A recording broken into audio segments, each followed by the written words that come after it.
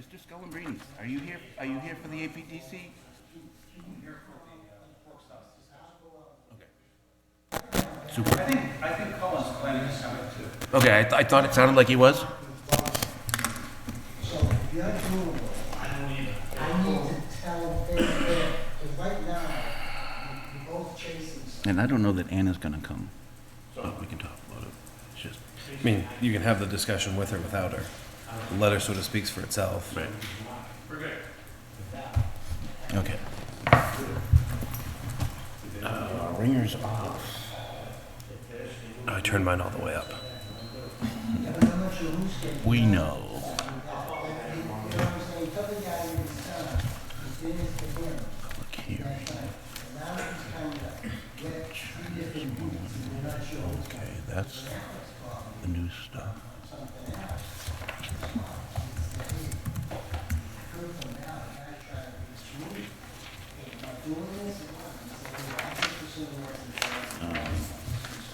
All right.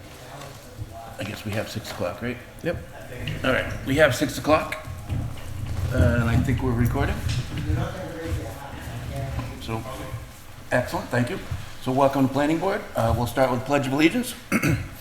I pledge allegiance to the flag of the United States of America and to the republic for which it stands, one nation, indivisible, with liberty and justice for all.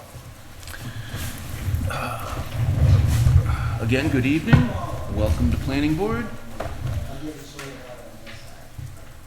We've called to order. Public comment. Is there any public comment to be had? No one in the room. Anybody online? Nope. Okay, so it doesn't appear that we have a quorum, but we do have Amanda Reed with us virtually. And it looks like Mr. Torgerson just joined in as well. Oh, so we have a full quorum of the total membership currently. We are down one member. If anybody would like to step up and sit up here and enjoy all the fun that we have. So public hearings. We have 2 public hearings. Falula Road has asked for continuance. They have. So we have 1 public hearing for 245 Holman Street. You also have an A&R plan for that same address. Oh, which is before that. So why don't we go to the A&R first for 245 Holman Street?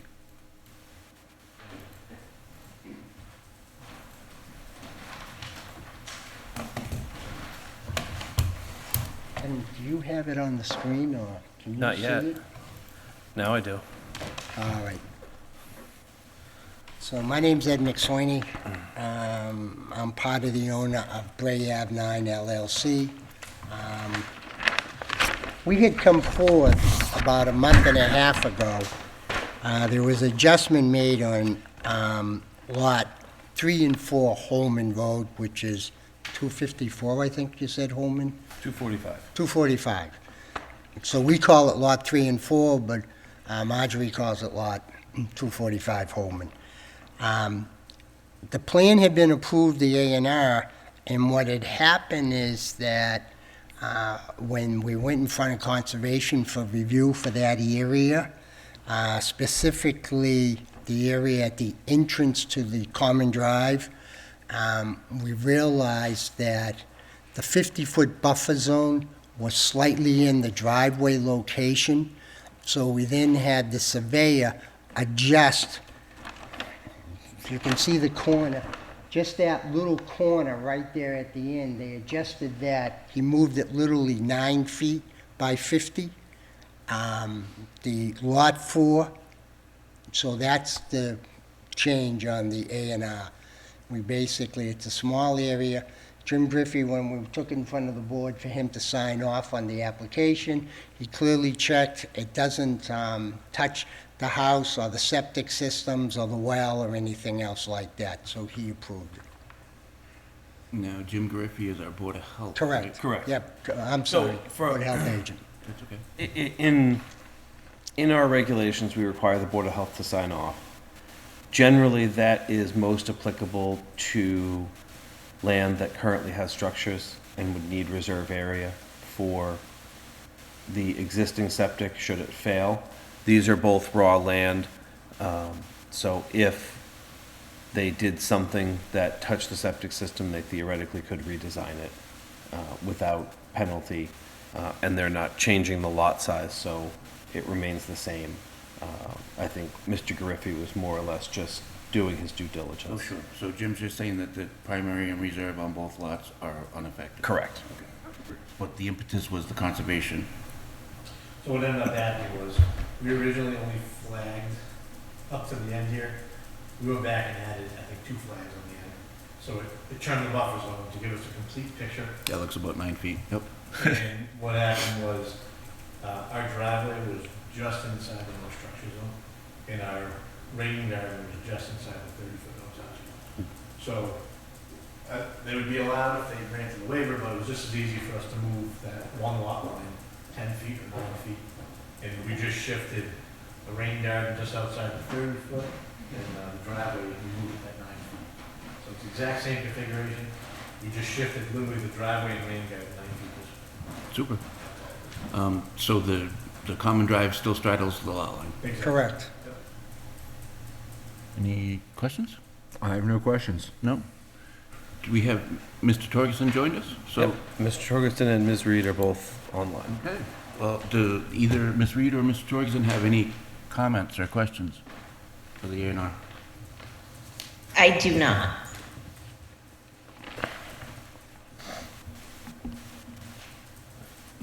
Mr. Torgerson? I do not. Okay, thank you very much. Seeing no comments, and I don't see any great concerns, Conservation and Board of Health have weighed in, and it straddles the lot line. We confirmed that the lot areas required are consistent? Correct. Okay. So this is a A&R, we really only look at frontage and area, pretty much, and this one also has a common driveway, so I guess I'd be looking for a motion to approve the A&R. I would move to approve the A&R for 245 Holman Street, lots 3 and 4. Excellent. Is there a second? Second. Mr. Torgerson seconds. Very good. Is there any further discussion about the approval of the A&R? Hearing none, by roll call vote, Mr. Torgerson? Aye. Mrs. Reed? Aye. Mr. Brenner? Aye. And I for myself. Thank you, gentlemen.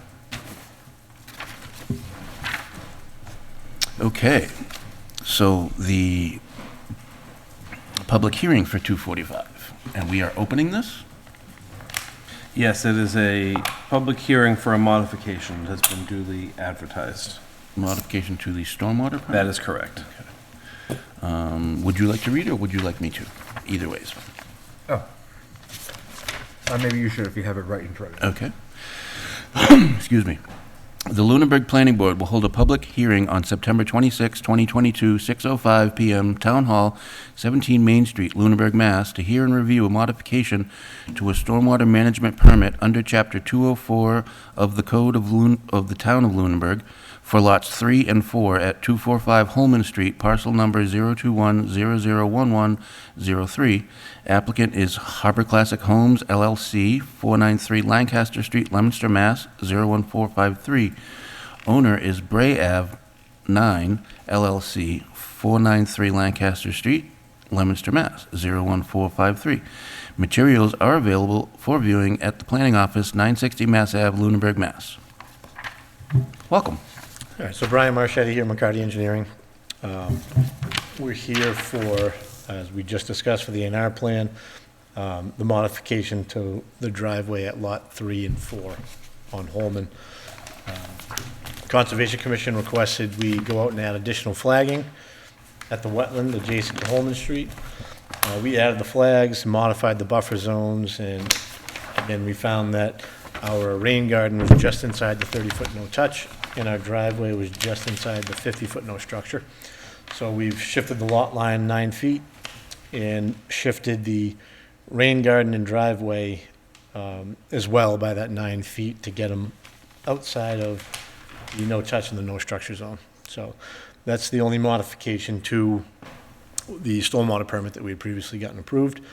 I want to note that Jeff Walsh has reviewed it. He did not provide a letter back, but he did call us both and say he called, I believe, Adam as well, and said he had no issues with the change. I do have an email, which I believe Marjorie may have included in your packet. outlining that he was good with Thank you. with the work that was done. It's essentially picking everything up and moving it. The rain garden, I believe, gained 10 or A little 20 bit square more, feet. yeah. But elevations check out. I did ask Jeff for a formal letter, so we have one for the file, which he'll be getting to us, but he hasn't submitted it as of yet. Will be coming forthwith. Okay. Yeah. Okay, I have really no questions. I have no questions. No?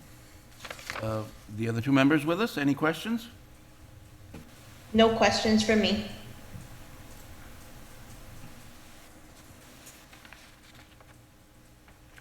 Mr. Torgerson?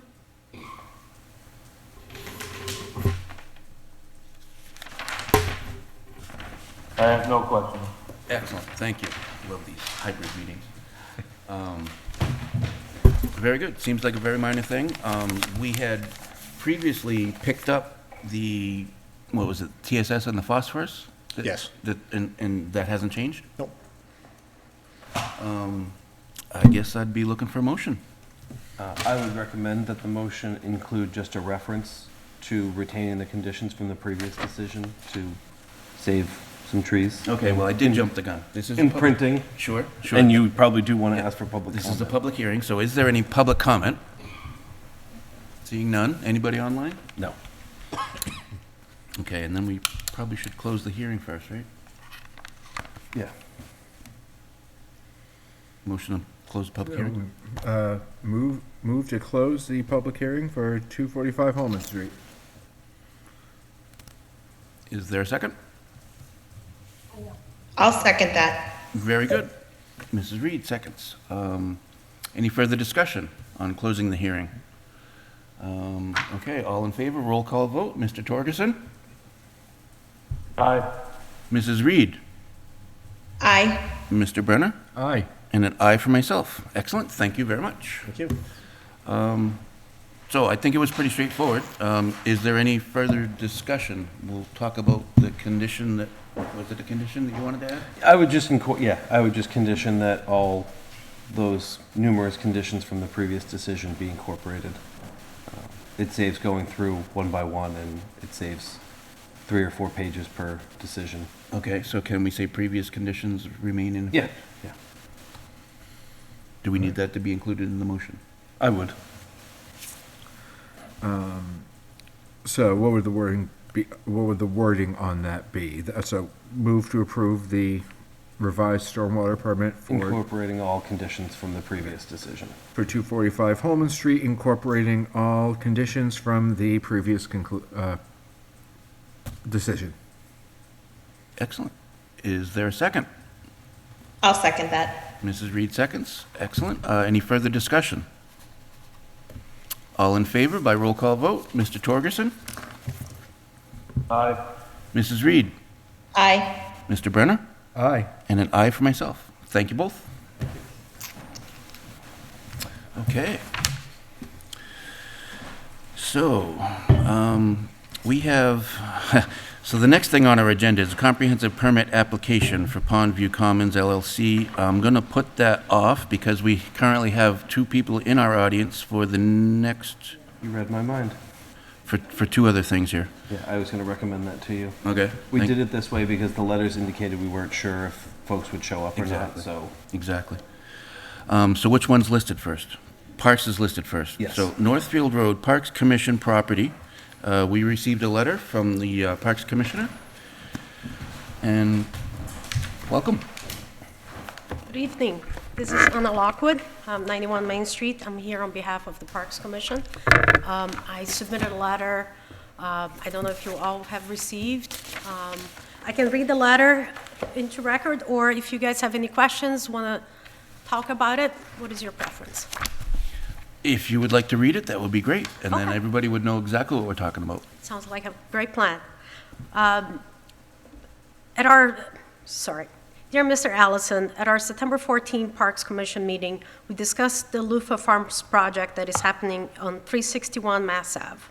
The property abuts a Lunenburg Park property that is located on 961 Northfield Road that was acquired in 2020 from the Saliba family. It is our goal as a commission to develop this property in the near future. As we look to develop this property, we would like to minimize the traffic impact of a new park on the residents or Northfield Road. We also would like to provide the safest way to access the park. Currently, the only point of access would be through Northfield Road, driving west from Chase and Northfield intersection, a busy intersection which raises safety concern. It does have another intersection point on the other side, but there's very few Lunenburg properties on the other side. So just wanted to clarify that. As the town proceeds to work with Loofah Farms to launch this project, we ask that the select board and planning board to negotiate on behalf of the Lunenburg residents to request access through an easement from the 361 Massachusetts Avenue property to the Northfield Road Park. This easement and access through 361 Mass Ave would give us another point of access to explore when time comes to develop this park property. This request may seem early since our plans to develop the park property, the Northfield Road property, are not immediate. However, we see that now is the right time to bring this conversation to the table. Loofah Farms may be looking to receive concessions and support from the town. Also, even if they would be positively disposed to this proposal, it's good to discuss with them now before they fully develop and invest in their plans for the property. We understand that this request may not be at the top of your priority list as you engage in conversation with representatives of Loofah Farm. Nevertheless, we ask, if the opportunity is presented, to please discuss this proposal with them on behalf of Lunenburg residents. Excellent, thank you. Thank you. So, is there anything you'd like to add to the letter? No, I hope what I wrote was clear. You know, it's great. I hear a lot, there's not a lot of great communication sometimes between governments, so we're trying to, you know, increase that, you know, communication and conversation. This is something that's in our minds, and that's, you know, what better way than to bring it to you guys so you guys know that we're thinking of that, and, you know, Super. Request if you have any. Excellent. So I will mention that, you and I had a conversation at the farmer's market, and I had discussed a similar thought, but our wires got crossed. I didn't understand you were asking for access from Mass Ave, basically. Right. And so I guess I'm going to defer to Adam. Would that be a possibility even? Like I tell my kids, you can ask for anything, but expect that people will say no sometimes. Sure. And one of the Parks Commission members had come in and spoken to me about the same question, and I did express some reservations about it. I certainly haven't had a conversation with Loofah about it. I don't know what their thought process would be. And my reservations are more, if you were to ask me, this is sort of my thought process of what someone developing land would say is, well, we're happy to work with you guys. It's going to depend on what our layout looks like. It depends where our fields are, where our buildings are, especially where this, again, we don't have any formal proposal, but, excuse me, my understanding is it's a combination indoor and outdoor grow. And so when you get into outdoor farming, there's the potential for large machinery and equipment, and a business owner would potentially be concerned about the liability of pedestrian and civilian traffic intermixed with the heavy machinery. But if this access easement and potential parking area are Not parking area. well, I'm assuming there'll be a parking area within our parcel, Within the, within the town's parcel, on the Right. park. Right. So they would access through. Right. So it would just be a matter of how the site gets laid out that would allow for that. Again, I don't believe that Loofah is going to dismiss it out of hand, would be my initial take. But what they're willing and able to do, I think, is going to depend on what they start to lay out. Sure. My understanding is that because they're Montreal-based, the month of August is generally like just off. So I think they're just starting to pick the project back up as September rolls in. I have not heard from them since probably mid-July. So it's certainly something I can reach out to their representative and say, hey, you know, what's your thought on this? And you know, at least float it and see, you know, they may say, let us look at it. They may say no right out of the box. I don't know. Right. But I don't, if it's something the board would like to pursue, I'm happy to reach out to the folks I've been communicating with. Okay. Well, again, my primary concern was, I don't believe they're using their frontage to access that lot, are they? No, they're proposing to do what Bright Farms had proposed to do, which is an access easement through the Brixmore property, through the traffic signal at Mass Ave and Electric. And that's, I think, where the complication sort of magnifies, because now they have an agreement with Brixmore for this type of traffic, and then the town comes and says, oh, well, we're going to send this type of traffic.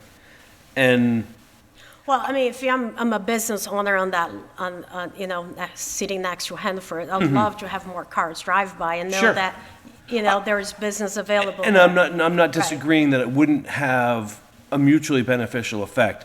It Sure. just, you now bring a third entity in to that negotiation. So it's, again, I think, and frankly, it's essentially, it's not public, but it's driven on by anyone who decides they want to drive into the Hannaford property now, or the Walmart property, and Brixmore isn't saying, well, you didn't buy anything, you can't come back here.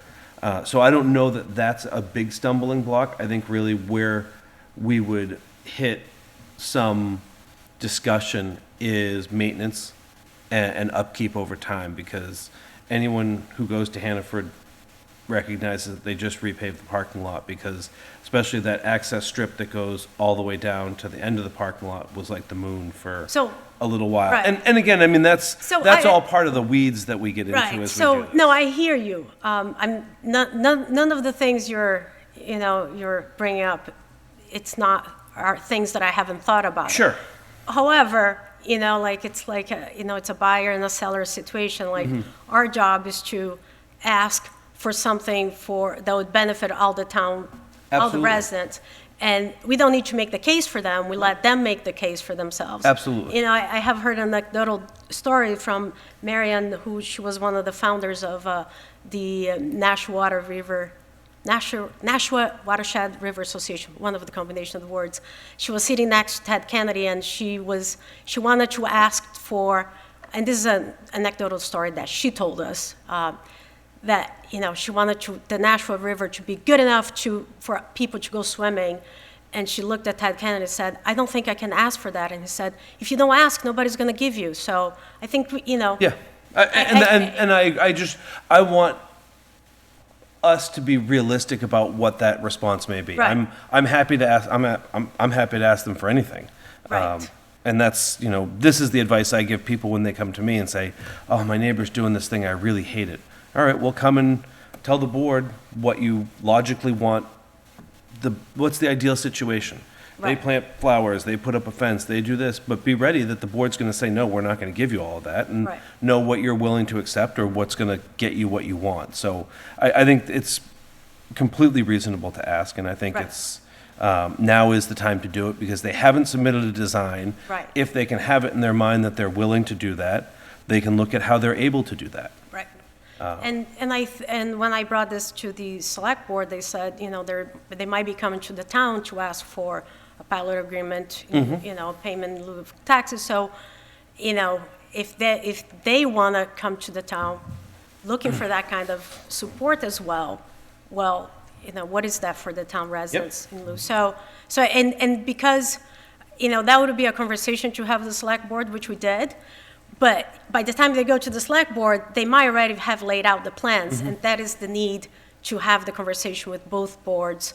And the select board did say they support it, and they were going to send the communication to say that, you know, so, I mean, I don't want to be bugging them to. No, I did watch that meeting and I did hear the conversation and they Right. did vote to support it. I haven't seen a memo, but that's, I can talk with my people. I can talk with Ms. but I can, Right? I don't think this board, and I don't want to speak for the board, but in general, we don't need a memo to make decisions. To act on behalf for the town, yeah.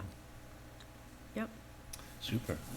So, so yeah, this initially came up because of the previous application by Bright Farms. They had offered up that corner parcel that connected conservation with parks.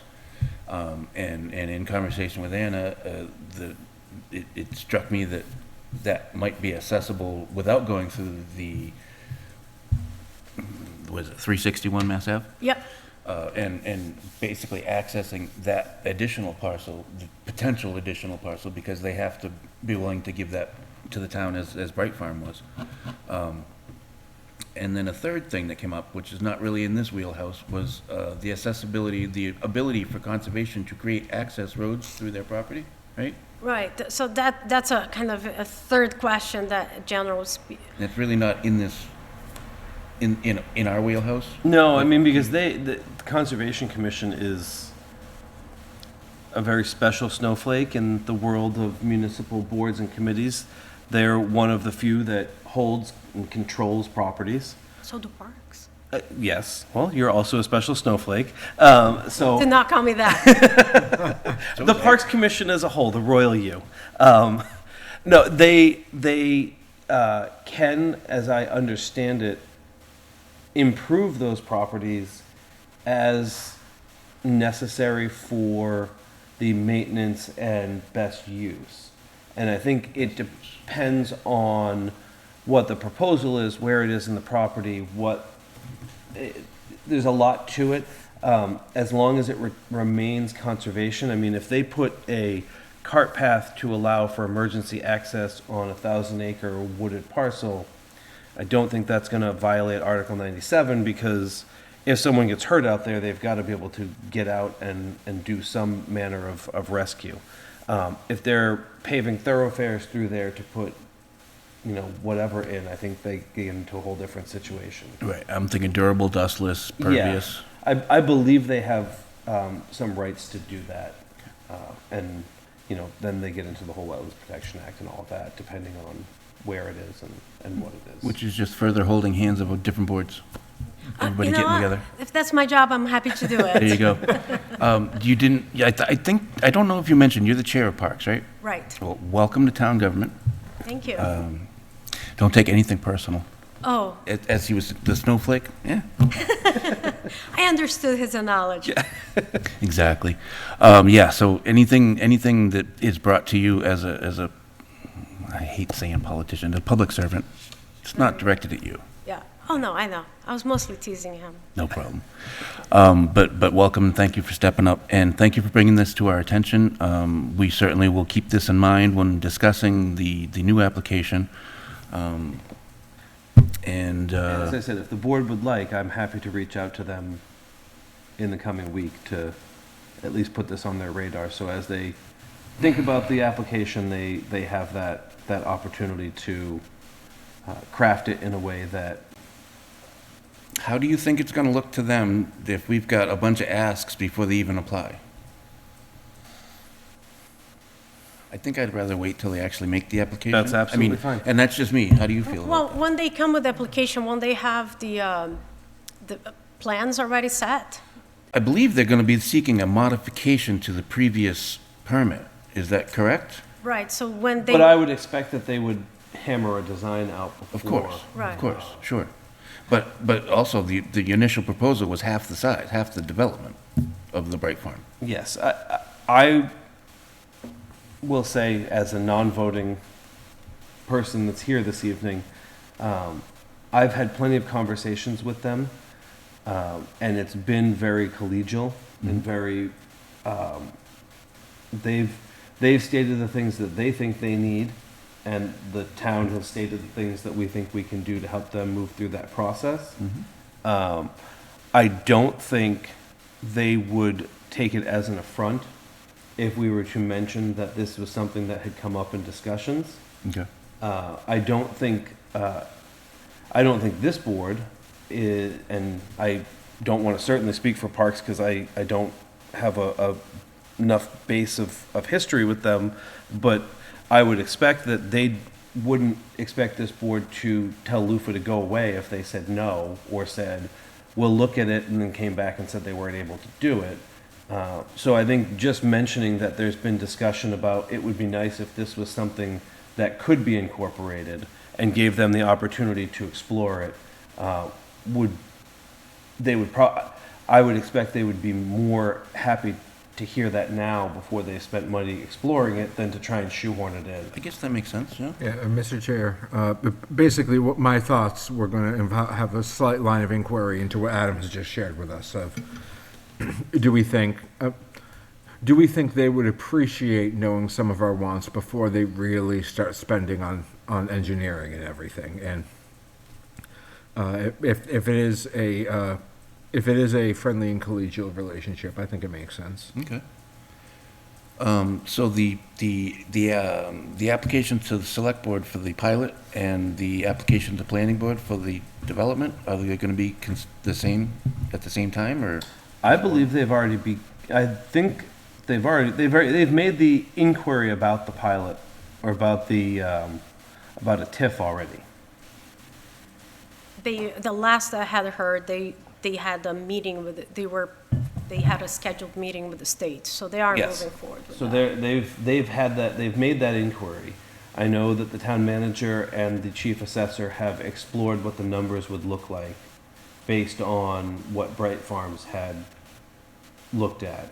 And I know that the state EDIP coordinator was part of those conversations. So, I mean, this isn't, they're asking for stuff already. What is EDIP? Economic Development Incentive Program.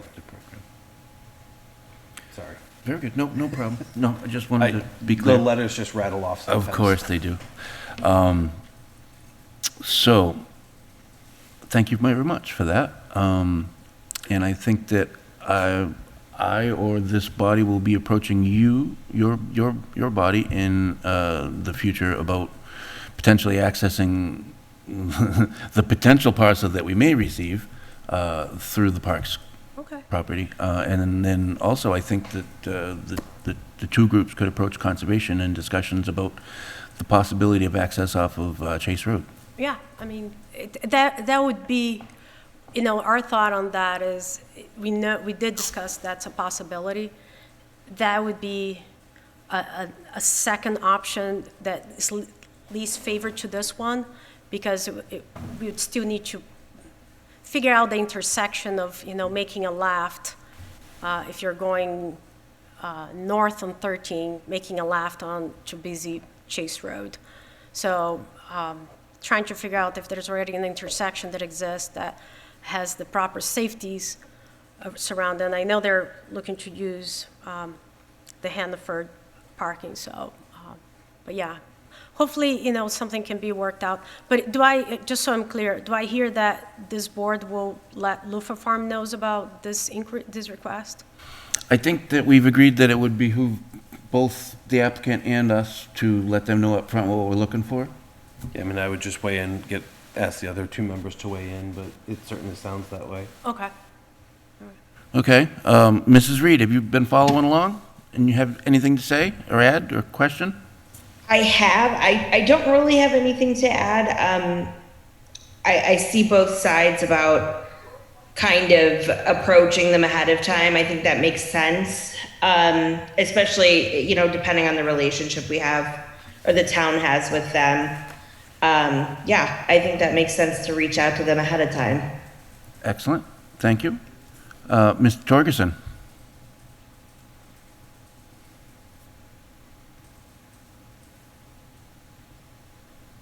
I have nothing else to add.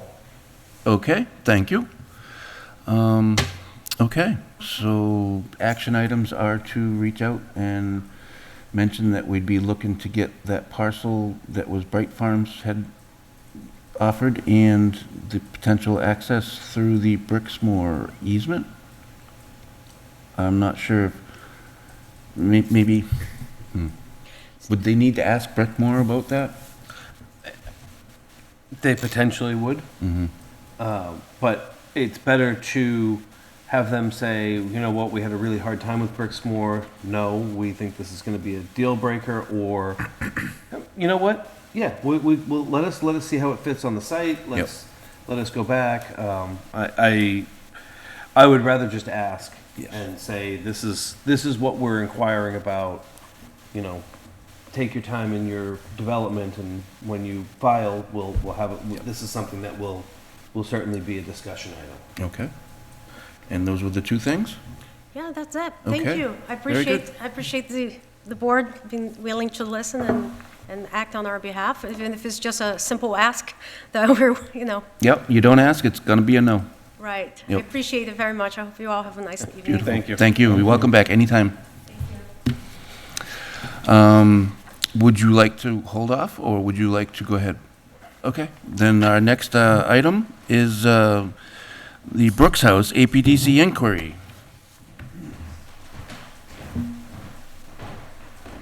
My name is Tony Scullombrini. I'm the Vice Chair of the Architectural Preservation District Commission. Speaking here on behalf of Cullen. I actually had anticipated Cullen would have been here this evening. I'm not sure what happened. But rather than holding you up and not to have a discussion, we'll decide to proceed. Principally, the APDC looks at the Brooks House as a significant contributor to the historic district. And yet, at the same time, it's a historic facility. We see very little use taking place at the building. And we know that there's been some discussion by the Lunenburg Municipal Building Design Committee. And what the commission has done is submitted a letter to the planning board asking for some consideration by the planning board on what are all the options for the Brooks House, and continuing the theme of you should ask, you'll never know if you don't ask. What we've done is we've said, is it possible to turn this back into a single-family house? Is it possible for this place to be relocated, and where might it be best relocated? Relying on the help of the planning board to weigh in on that issue. Is it possible for it to be relocated for commercial use? So those are the three principal questions that the APDC has asked for input from the planning board. And we look forward to having a discussion. We're trying to be proactive. We are concerned about the facility. We're concerned that it could potentially be demolished, and that's not what we like to see. That's always the option of last choice, for the Architectural Preservation District Commission, and particularly given the fact that this is a fairly old facility, yet is still in relatively good shape. I can tell you from having worked on old houses, from having worked in the Wright Brothers neighborhood in Dayton, Ohio, where we had a lot worse facilities than this, and we restored them very successfully to be able to kind of bring back that look of what the Wright brothers experienced when they were building the airplane. We see the Brooks House has that same type of potential given its condition. So, this is, we're trying to open a dialogue to say, what's possible for the facility. I have one personal question for the planning board, and that is, how did the Brooks House end up where it's kind of isolated from other residential units? You have residential units from the corner of Main and Oak Avenue, and you come down, you have the church, you have housing units, you have a street, you have a pocket park, you have houses, and then you have the library, and then you have this little house. How did that happen? The library was built in what, 2008-ish, I believe? Predates me. It predates Adam. It predates my stint on the planning board, I believe, but I'm pretty sure that the library, the public safety, the new I thought primary. that was all between like 2003 and 2010. Yeah, There was so an article that did public safety, library, primary, and DPW, and through that like 7-year period, they all got designed and built. yeah.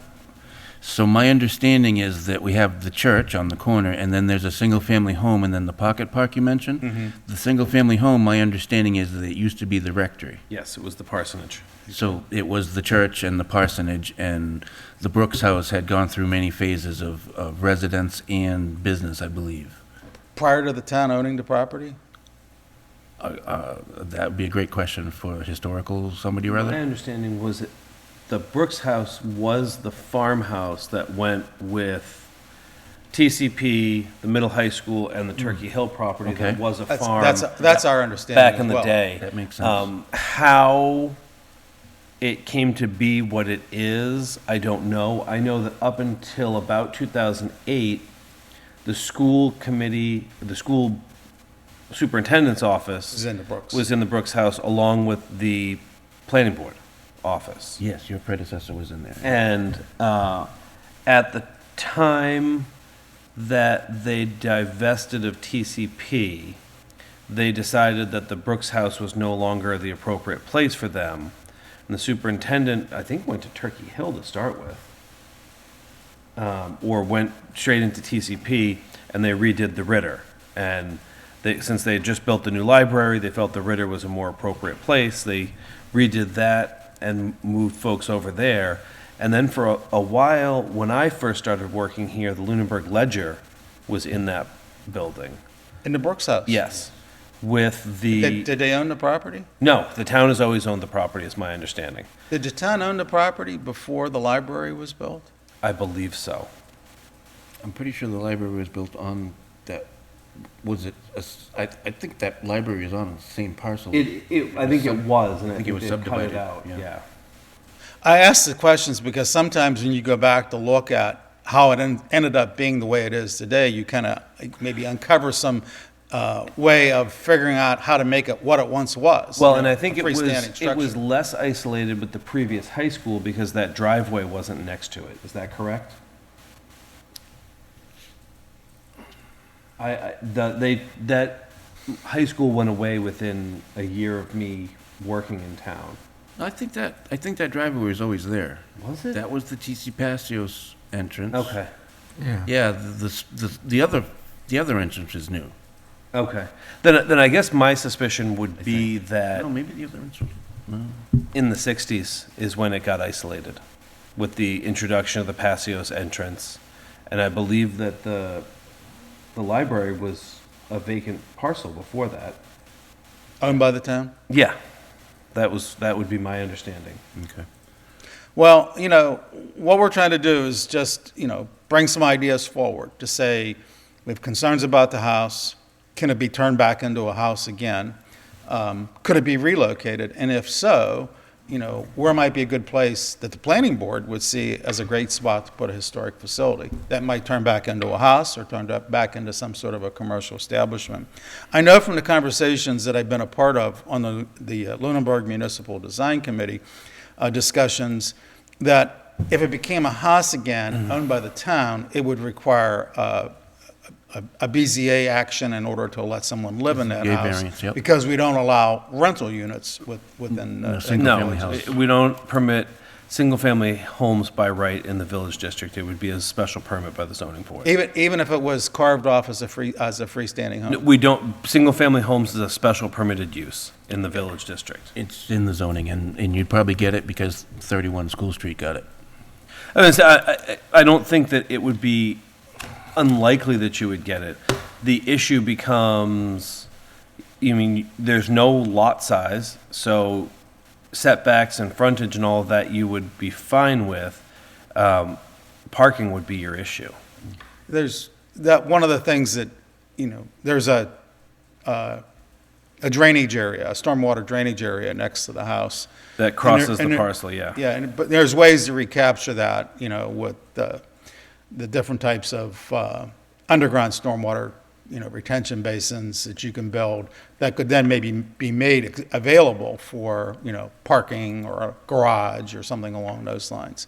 So, you know, before decisions are made to demolish the house, we want to make sure that there's been all the vetting possible as to what the potential options are for the house. And that's why we brought the issue before the planning board. Sure.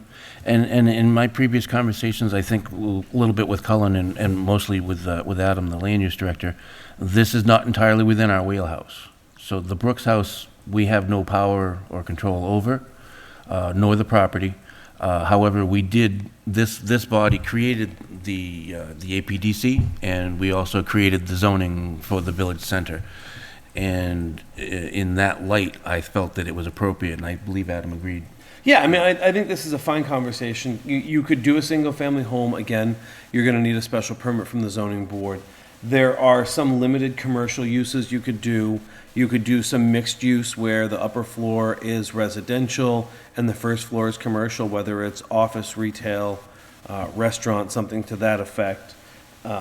Really, the limiting factor in this is going to be the town's desire to divest of real property, the land underneath it, or to be a landlord and to spend the capital and the time to rehab the structure and then manage leasing and all of that kind of stuff that goes along with it. Carving off and selling that piece of property is going to require town meeting action. I know you're newer to town, you're involved in the municipal building committee. That committee, in one way or another, goes back a decade or so, and Longer than that. Almost. and there are numerous occasions where they brought to town meeting requests to sell real property, and the more than just the no that town meeting said, what was often said is, what's the end use? And so they were looking for, Bob's Law Office is going to buy it and they're going to do this, that, and the other thing to it. Or, like, we have a village district, there's a very finite set of uses that are permitted. The voters at town meeting weren't willing or able to accept that what happened to a property would be kept within those bounds. They wanted to know the name, the look. They wanted like full developed plans for what was going to happen to each building. My experience is that's a hurdle that's almost insurmountable because no one wants to spend that money to go to town meeting and hope that more than 50% of whoever showed up on a given Saturday afternoon in May is going to vote to grant them this sale after spending, $85,000 on engineering and architecture. So that's not to say that people haven't changed their mind. I believe at the last time it was brought up, the select board were given permission to sell the house, the structure itself, to be moved at the buyer's expense. I don't know what the cost or viability of moving a structure like that is. Was there any action actually taken on that, Adam? I don't think that the select board ever executed with trying to sell it. Okay. They may have put an RFP out. My guess would be if they did, they got a whole lot of no response. So that's still an option that's, I believe, currently viable. I'd have to, that's a conversation I'd have to have with the town manager about whether or not it was still out there to do that. As of where to put it, that's a tough one. And it could go anywhere, quite frankly. I mean, it's just a house, and I say that not flippantly, but it's a house structure. If you have lot size frontage and can meet setbacks, that could go anywhere. It could function in any role as long as it meets the building code, which again is a costly proposal, but if it's something that is important that folks want to preserve, then maybe there's someone who has the willingness and ability to do that. The town has a bylaw that has, a stated intent to preserve historic structures. What the Architecture Preservation District Commission is attempting to do is to fulfill that bylaw. Sure. And what we would ask is that the planning board state what you just stated, Adam, is that here are the things that could happen. It could be moved, it could be turned into a house with special conditions. Then we have the facts on the table, and then everybody who's looking at what's going to happen with town properties will then know, all of the options. I think that's all the Architecture Preservation District is looking for. I mean, if the board would like, I can respond to this memo outlining what could be done with the Brooks house. I think that's what we were looking for. Since that's really not up to us, as far as the disposition of the Brooks house, maybe you should go work with Elaine or. Yeah, and I say what can be No. done, I mean, from a zoning and, Sure. and like factual, here are your options perspective. I'm happy to do that. I will also reach out to the town manager and find out if anything was done about selling the house for moving, and if they did do it, if they received any responses. Yeah, I think that would actually be very helpful for the Lunenburg Municipal Design Committee to say, these are all the options. We might not, the Lunenburg Municipal Design Committee may not present any of those options to either the select board or town meeting. It could be something entirely different. But at least the information's on the table. Yeah. I think that's what our responsibility as a commission is to do, is to ask for information to be presented.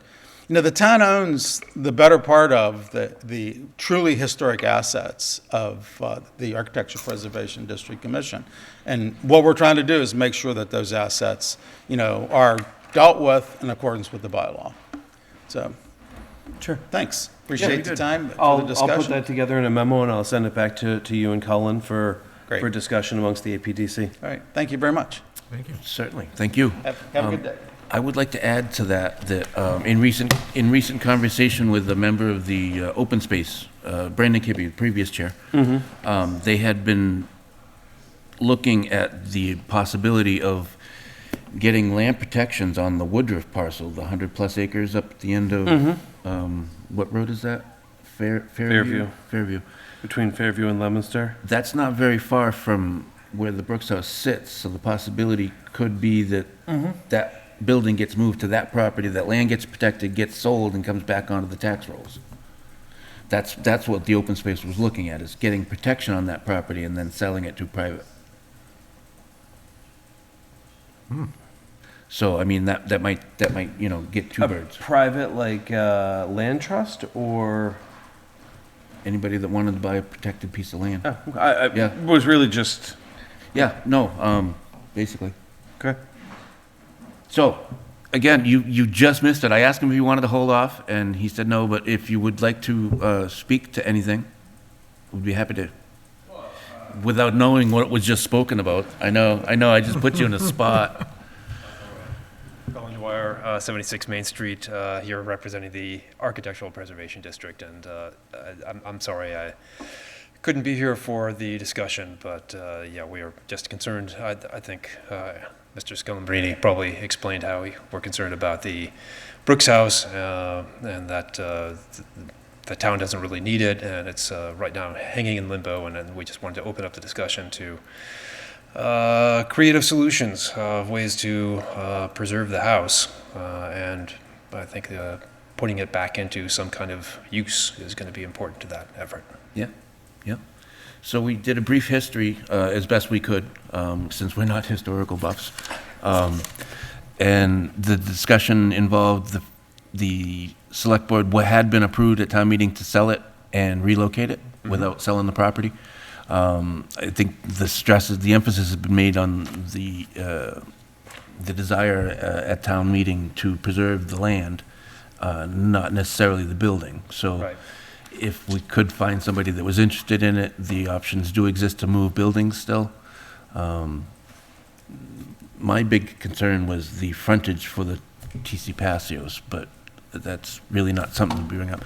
Also, I needed to emphasize that this is not entirely within the planning board's wheelhouse. We did create the APDC. We created the zoning for the Village Center District. However, we have no power or control over the building or the land. So this is definitely something that's going to need to be taken up with select board. But I'd be more than happy to have discussions about our understanding and our knowledge of what is available for the property. And of course, we'd be more than happy to discuss zoning, what could be done with the property. As it is in the Village Center zoning district, it's got some considerable relief from the setbacks and densities and uses. The single-family home is a restricted use, is it restricted? I think it's restricted, and then you have to get It's a special permitted use. Okay. So anyways, you'd have to get a special permit, and I think you'd also need to get a variance because it would be a single-family home.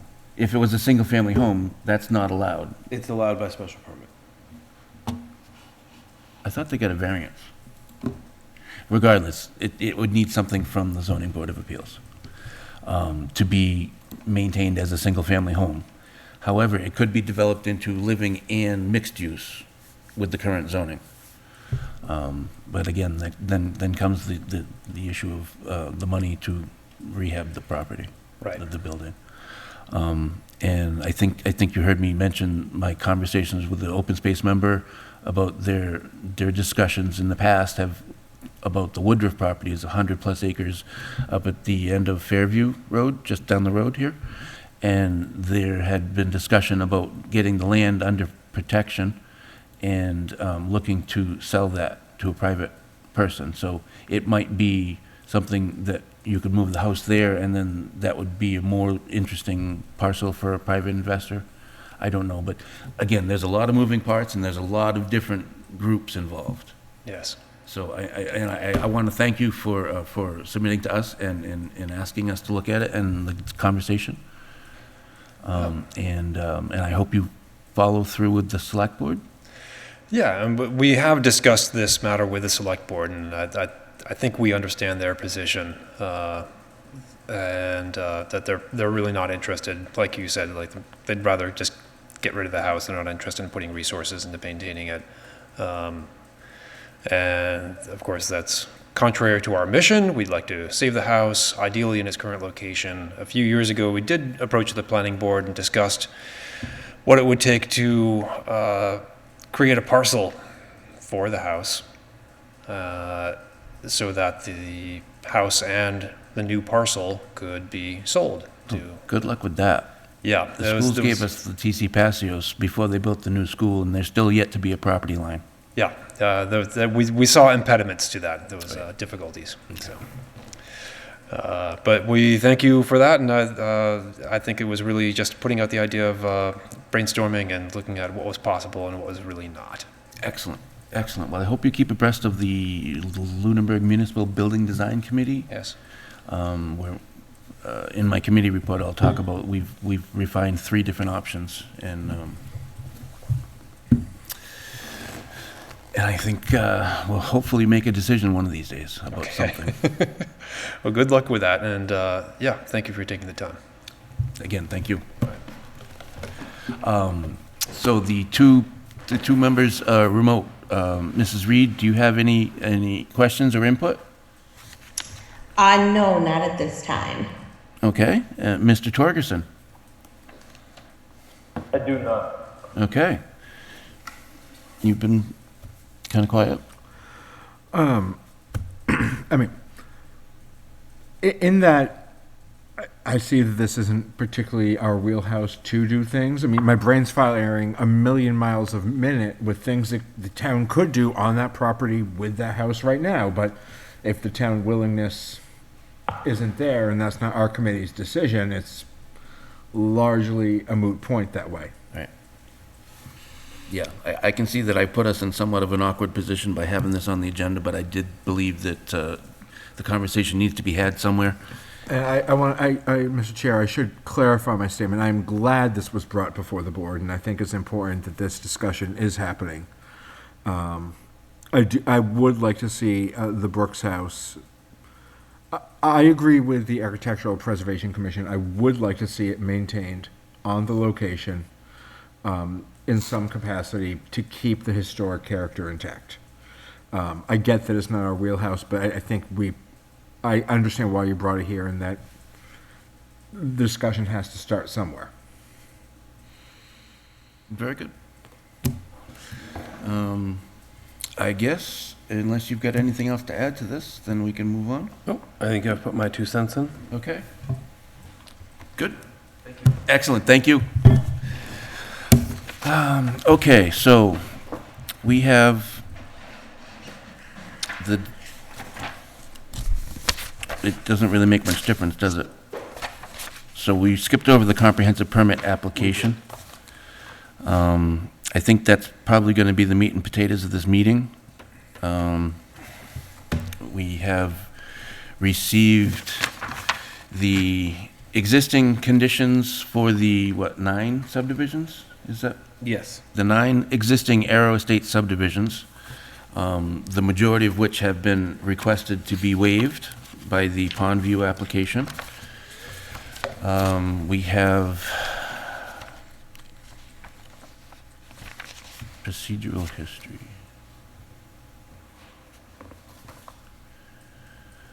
We were not able to get town council to sit with us tonight, unfortunately, but I'm positive they will continue to be at the ZBA hearings, correct? What's that? Town council is going to... He will be at the ZBA hearings. Okay, so any questions that we come up with tonight, we certainly can have them presented at the Zoning Board of Appeals meeting with the town council present. Yes. To get definitive... So, I mean, what will happen is, I'm anticipating the board having a healthy discussion this evening. I'll compile that into a letter to the zoning board. I have a meeting with town council on Wednesday, as part of his normal office hours. I didn't book it for anything in particular, but I figured I could run through any flags that the board had tonight through there, and we can finalize the memo and send it along for them to include in their discussion at their next meeting in October. Sounds good. Sounds good. And since we have 2 members remote, do either one of you have materials on this? I do. I have the whole binder with me. Okay. Oh, you've got the binder that we got last meeting. You've got the blue binder. Well, I don't know if it's blue, but... I think they were all different colors. So this binder, oh, they may have been. So this binder was the... This is the application that was submitted by the Pondview Commons applicant. Multiple applications out there. The zoning board application is in here, the original... This is what was filed with the zoning board. Okay. It included the filing that went to the state for site eligibility. So additional, I don't think you have in our packets are the conditions that, the existing conditions on the currently existing 9 subdivisions that are currently approved and in their, second year of the permit? Third year? How long is that permit good? 2019 was when it was approved? If they have access to the email, that's what you sent out. Correct, earlier it today. is in email as well. Okay. So, I mean, I guess if you want to go by the letter of the permit, it's probably a 5-year permit because the board put on development constraints. right. So that would I would err on the side of caution and say that it starts, they have 5 years. Because I don't think that there is a predetermined limit within here. So the time frame was the second to last, the last condition. No, the second. No. But I think what he is looking for a waiver from is the limit on building of 25 units per year. which is condition number 24. Correct. Well, I mean, it'd be easier to count the ones that he's not asking for a waiver from. Correct, and per my discussion with you, Mr. Chair, these waivers, as I understand it, would only be applicable to the 19 acres encompassed within the comprehensive permit application, and would not be waived for the remaining 100 or so units. That is not how I understood the wording of the request. So the request is, the project includes a proposed amendment to the Arrow Estate subdivision plans, revising certain lot lines and the layout of the subdivision ways as reflected in a proposed preliminary amended subdivision plan. The applicant also requests a waiver of the following conditions of the subdivision decision.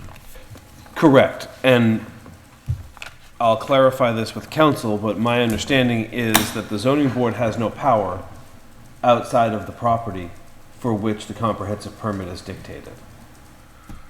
So the modification to the subdivision that is mentioned would be the erasure of the individual lot lines to create two large parcels with which to construct the comprehensive permit, and the modification of one road to eliminate a cul-de-sac and introduce a curve.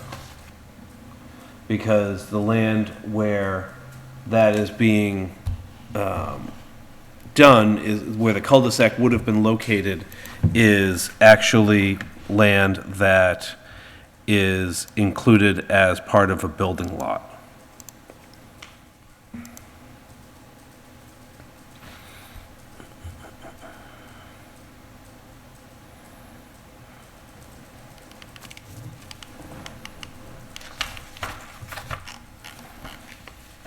So, I guess there's a couple of cart versus horse questions here.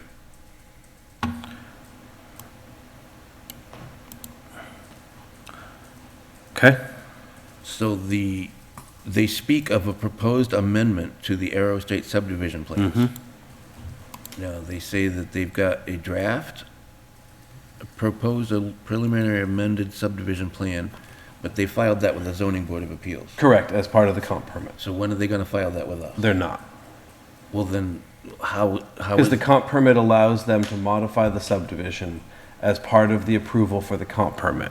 so the three subdivisions that Correct. So, then they can't, okay, well, I guess I can see maybe where your logic would fit in here, that it's only those three. so this is a series of lots in the subdivision approval. They're erasing those lots to make one large lot. This also is several lots that they're erasing in order to create one unified lot. My understanding is the proposal, this is an older one, is to remove this cul-de-sac and just make this road a curve around, and that's the modification to the roadway. Okay. And then the removal of conditions or the waiver of conditions as requested would apply within the bounds of this project border. I guess that's question number one we need to ask council, is that only within the bounds, right? And again, I go back to all the conversations that I've had and over the years have been that anything that the comp permit permits is only permissible for the land of the comprehensive permit. So they can't grant sewer inclusion to the subdivision as part of the comprehensive permit, because those units are not included in the comprehensive permit.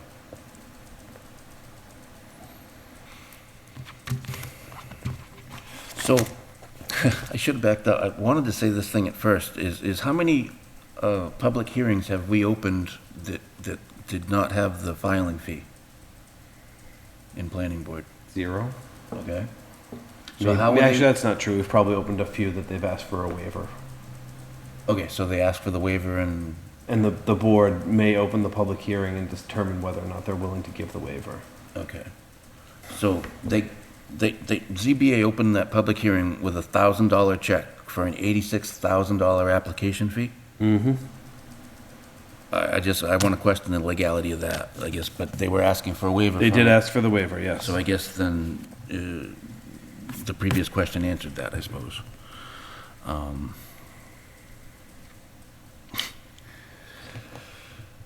So looking at this, running some numbers, this could potentially increase the population of our town by up to 20%.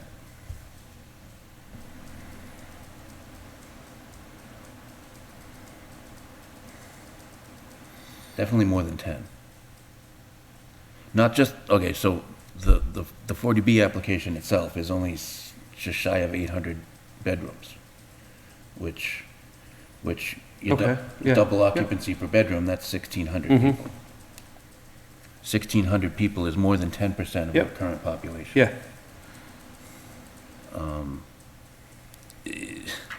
As we heard Mr. McDonald speak, that it could potentially bankrupt the sewer commission.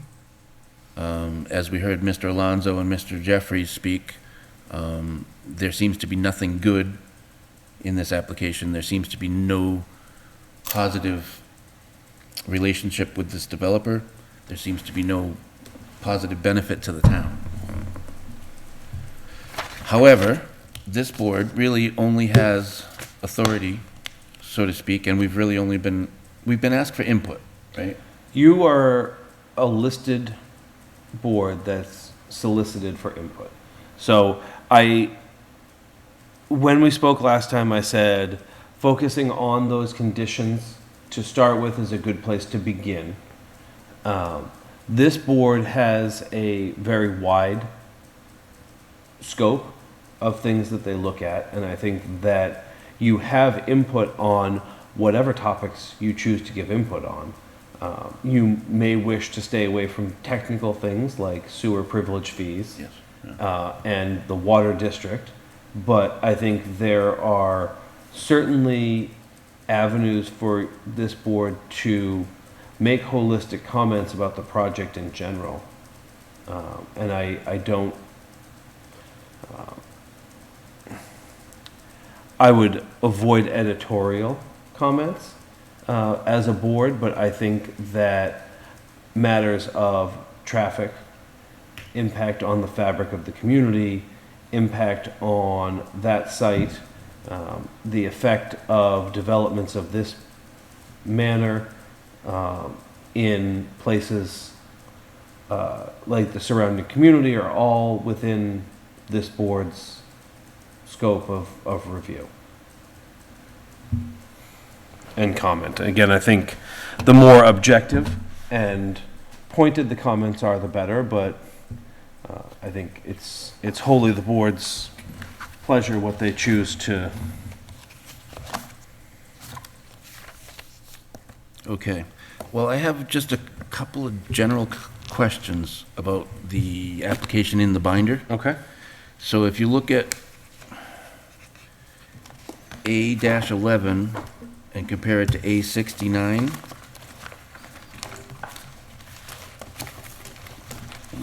Excuse me.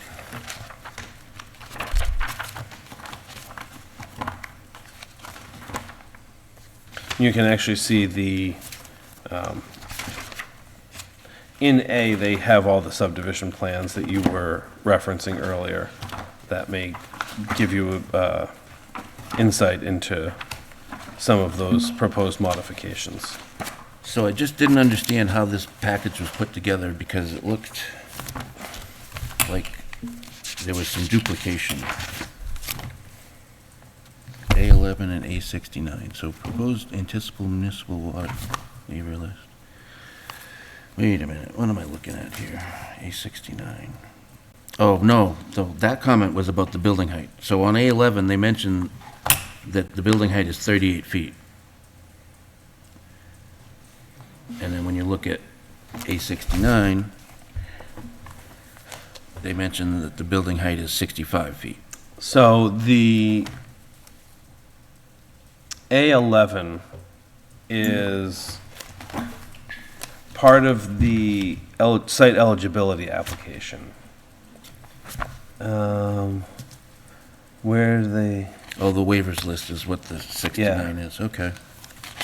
and I don't know how, So if they applied for 38 to the state, and now they're applying to us at 65, how does that work? I don't know, and I'm not sure how you could build a 4-story building at 38 feet. Very small tenants. Basement and flat, basement with flat Hobbits. roof. Basement with flat roof. But you can't have basement apartments that don't have egress. Right, you've never seen a split level house? I have, but single family is different than burying an apartment. Okay, I just, And again, and I could be ignorant in the code allowing it. I guess if you have window wells and certain egress requirements, you can do it. I suspect that what we see in 11 is the initial application for site eligibility. And what we see in 69 is the more thought out and derived application with better architectural approach that includes actual realistic numbers. So they, I don't have a more polite way of saying this, so they lied in the, in the application for site eligibility? Now, I know that you cannot ascribe intent to another. However, think I'm trying to understand how professionals could come up with numbers that clearly do not work.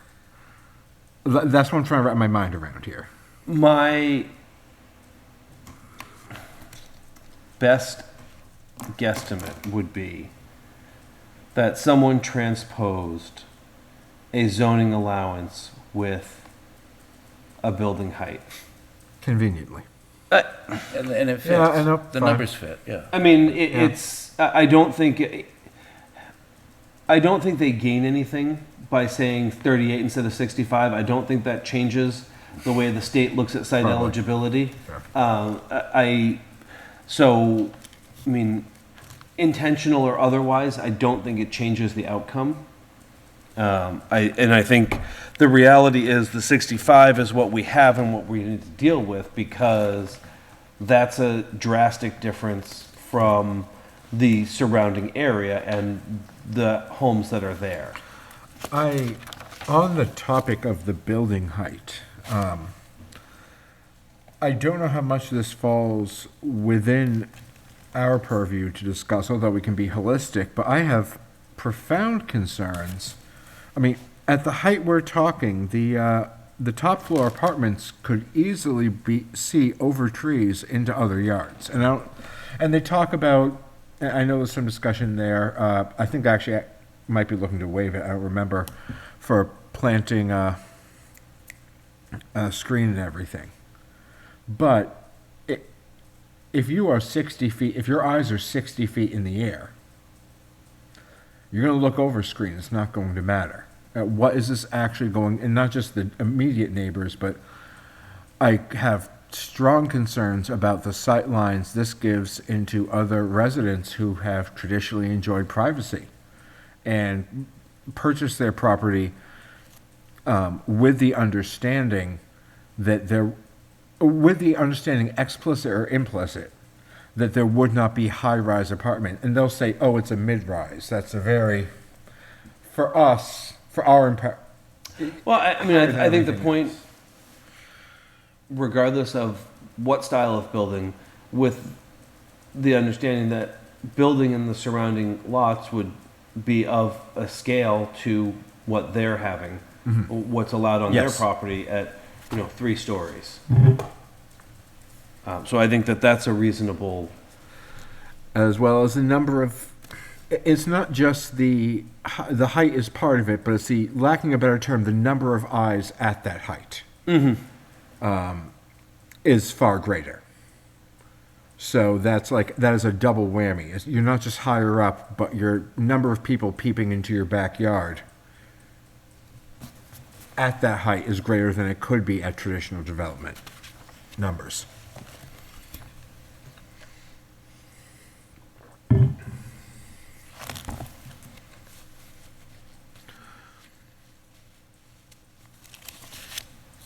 And I know their response will be, well, we're building high to preserve green space. Look at all this green space we're giving. We're giving 2 acres for 1,600 people. It's not enough. I'm aware, but that was a number they threw out. There'll be 2 acres of green space here, and then you figure the number of people that this development could hold. That's not a sizable amount. So the discrepancy that I thought I was pointing out before occurs on 824. Well, 824 and A71. No, sorry, A20. The hell, 21, 26. 823, 824. 823, 4, and 5.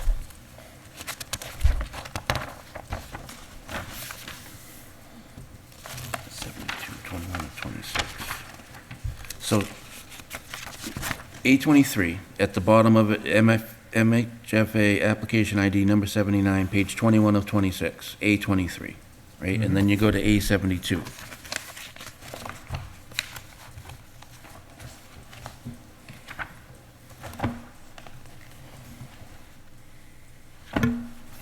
Same application number, same page 21 of 26, but a different allocation in this group, in this package, which is not a big deal because the page looks the same, but when you flip over in consecutive pages, the verbiage is different. So 22 of 26.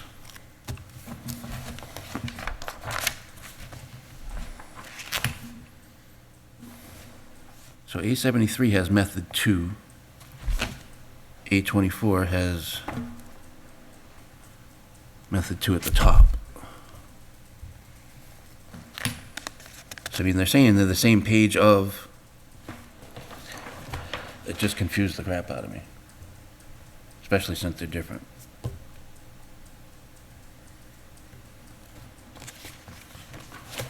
So I mean, you can follow through with the 20, with the number of 26.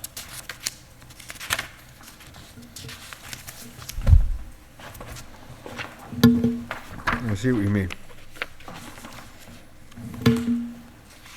Took me a while to confirm that I actually had an issue with that, but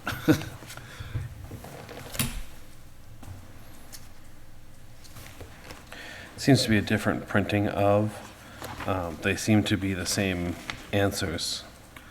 the pages aren't, they don't start and stop at the same thing, but they have the I same think numbers. there's difference in order too in some areas, which isn't, I mean, Well, then the second part is in black and white, I believe, as well, and the first ones are in color, so there's a difference there.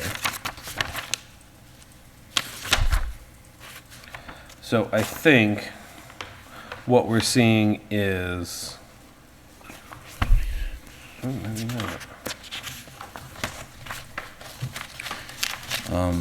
Again, this is the ZBA. This is a May 2021 application. 2022, no, that's right.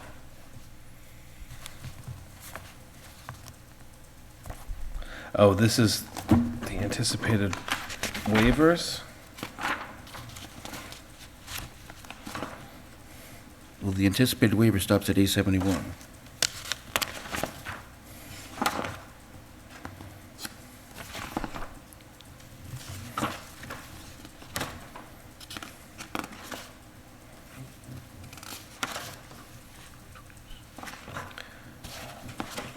But I think what we're seeing is they made a memo of waivers and then added the remainder of the eligibility application onto the back of it to further support that they had that eligibility. Because then when you get into 78, I don't believe that has been in here before, which is the PNS.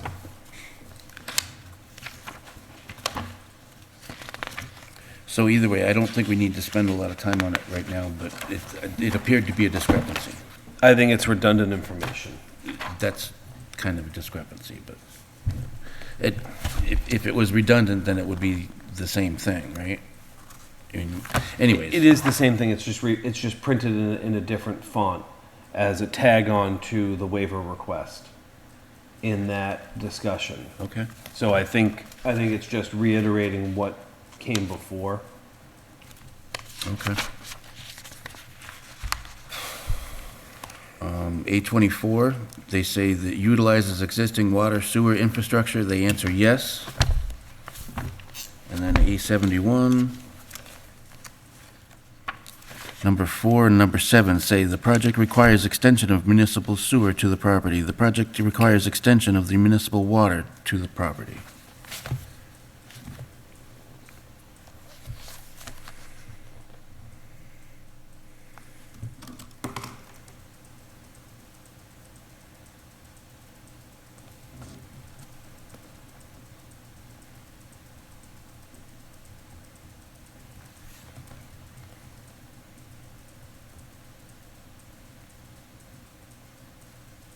And I think the majority of rest of my comments, I can bring up at the ZBA hearing.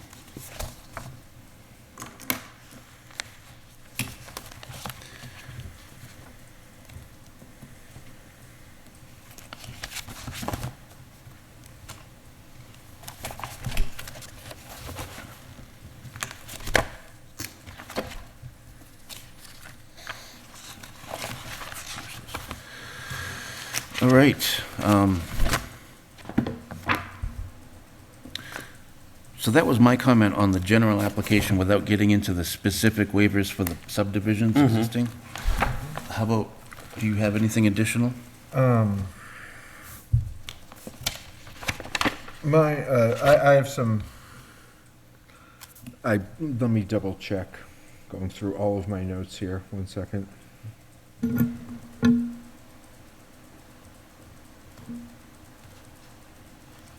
I have questions about some of the specific waivers.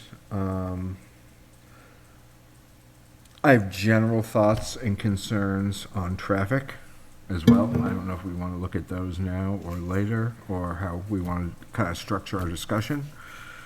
Well, they did say that the next hearing, they're gonna focus, they're gonna have a prepared traffic study ready, and I think that the intention was to talk about traffic and sewer at the next hearing. I would recommend that the board, if they do have traffic concerns, put them on the record. I understand that they will bring a traffic study and have that discussion. You're charged within 45 days of the application with giving your thoughts and comments. That doesn't mean that there won't be additional or follow-up. But I would err on the side of putting too much on the record and having it satisfied by additional information that's brought forward, rather than coming back picky Annie and bringing up Yep. something new every time and creating the appearance that you're just looking for more that you have a problem with. I think the board probably has enough knowledge and has enough concerns that you could list them all pretty comprehensively. Okay, good. One of the concerns, we hear from residents of the road expressing concern about the number of vehicles, and I think that is relevant. We also heard at the ZBA meeting, a resident of the road expressing concern about things like delivery trucks. I'm not well-versed in what traffic studies do and do not bring to the table in terms of information. But one thing I don't know that they get into that I think is critically important to understand here is that the nature of driving on a road changes depending who is driving on it. And I don't just mean vehicle type. That's an obvious one. Delivery vehicle versus big rig versus... In general, I don't study handy to back this up. I don't know if it's been studied directly, but I've seen loads of instances of it. You build a large development. The people in that large development, and I'm not trying to vilify them, I don't think it's intentional. The people in that large development treat the local roadways they must pass through to get to their development as higher speed thoroughfares rather than residential roads. A great local example I can point to of that would be the Bridle Cross development in Fitchburg. Fundamentally changed traffic on Upper Rollstone Road. I mean, Rollstone Road, but that upper half of it, where the Bridle Cross development was built 14 years ago, however long.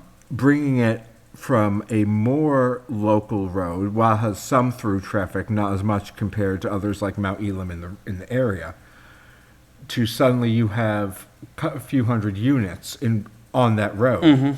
People were bombing down it left and right. You did see accidents. You saw a lot of accidents. You saw a decrease in pedestrian safety on the road because people weren't treating it as their local road. It was just the way to get to town for them. And I don't know if that is addressed at all in a traffic study. I don't think it would be in the applicant's best interest to discuss that or look into it, but I think it is supremely relevant because we're not just talking about numbers of cars. We have to look at the quality of the traffic and who will be driving and why.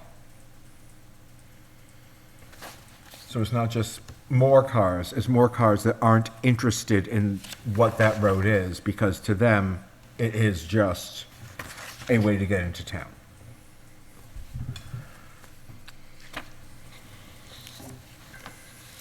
And I think we heard some of that from the residents saying they've seen a marked increase in speed on that road. And I think some of that is people coming from north and west to get down through Lunenburg to various highways going in different directions. That's my large traffic concern, that will just increase. We heard one resident whose name escapes me speak about how the number of houses has tripled and that's impacted traffic. But those are houses right now that they're residents. That's just those are people who value their road being, to some extent, their road being walkable and livable.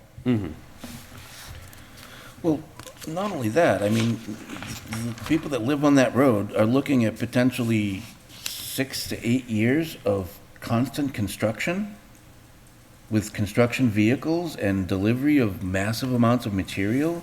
I mean, you're looking at potential wide loads going down this road that could barely facilitate it with both lanes.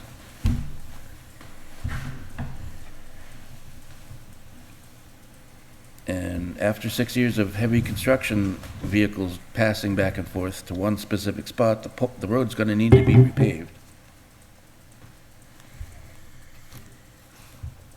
I think that we had one of our conditions about that.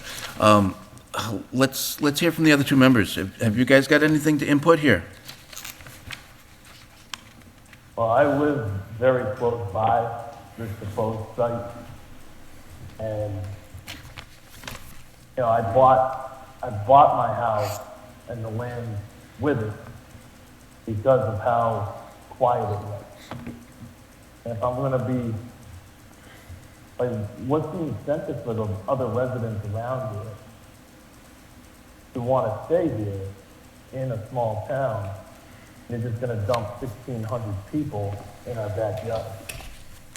Like, besides the traffic, I have little kids that run, you know, from house to house, because all the little kids around are all friends. Now you gotta like, now you gotta be like, hey, look, no, you can't be, you know, I have to be watching, you know, instead of just playing in the backyard, I gotta be like making sure like there's no one in the backyard and cars not flying by. I mean, it's just ridiculous. And we drove by that road just the other day on the way to a soccer game, and you can barely in my truck pass another car that's coming head on. So I don't think like this is well thought out. There's a lot that needs to be done more than just building a house and letting people come in. Like the entire area needs to be transformed. Then you got to take, you know, the easements need to be pushed back. I mean, everything needs to be. This, I don't like this at all. I don't like this at all. Was that the last thing? Yeah. Okay. I don't want to take up too much time, but yeah. Okay, well, I think we're all in agreement there. I'm having a horrible time being able to understand what you're saying. I mean, I can hear you, but Is there anything that we can do sound-wise with the booth at all? Probably not. I could try to turn them up. Okay, appreciate it. Okay, so it sounds like you're mostly in agreement with what Mr. Brenners has recently said? Yes. Okay, very The good. difference is what you're living. Okay. Okay, how about Mrs. Reed? Do you have something to add to that? I do. Let me know if you can't hear me. No, you sound great. Okay, perfect.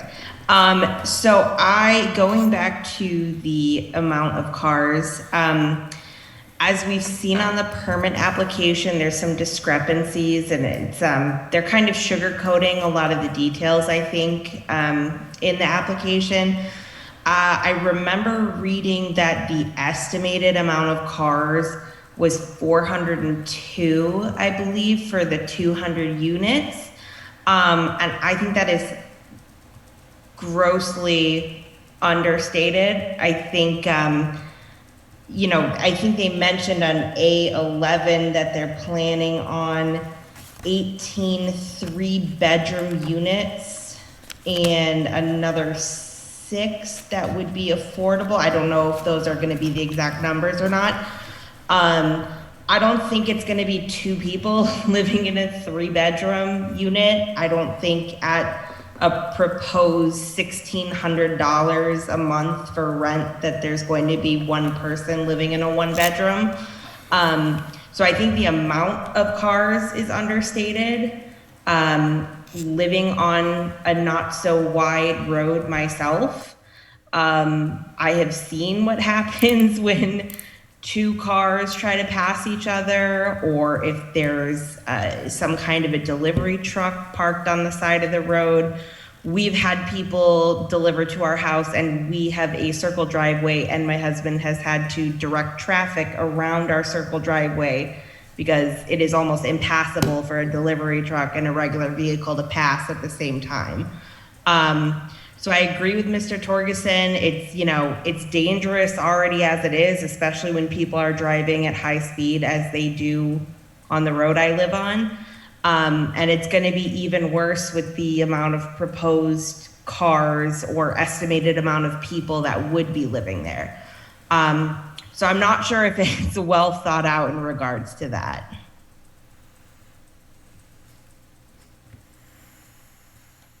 Okay. I can assure you that it is well thought out. I don't know in regards to what, but, But I think Ms. Reed actually raises an excellent point about presumptions made in this,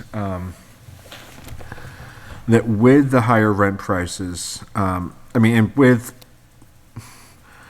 wages being what they are, with the potential for unemployment going up in the future, and just with all of this together, we're looking at a real scenario where we could easily be looking at multiple driving adults per bedroom. And any argument to the contrary based on, well, they may not have as many cars due to affordable housing, there's no public transit. There is no alternative in this development to private car ownership. So people will have cars there because that's the only way to get out. There's nothing nearby. They can't walk to a bus stop unless they're going to hoof it to Hannaford. true. So, I mean, the parking calculation kind of fleshed that out a little bit. Was it two cars per unit, regardless of the bedroom count? Yes. So typically, a bedroom is double occupancy.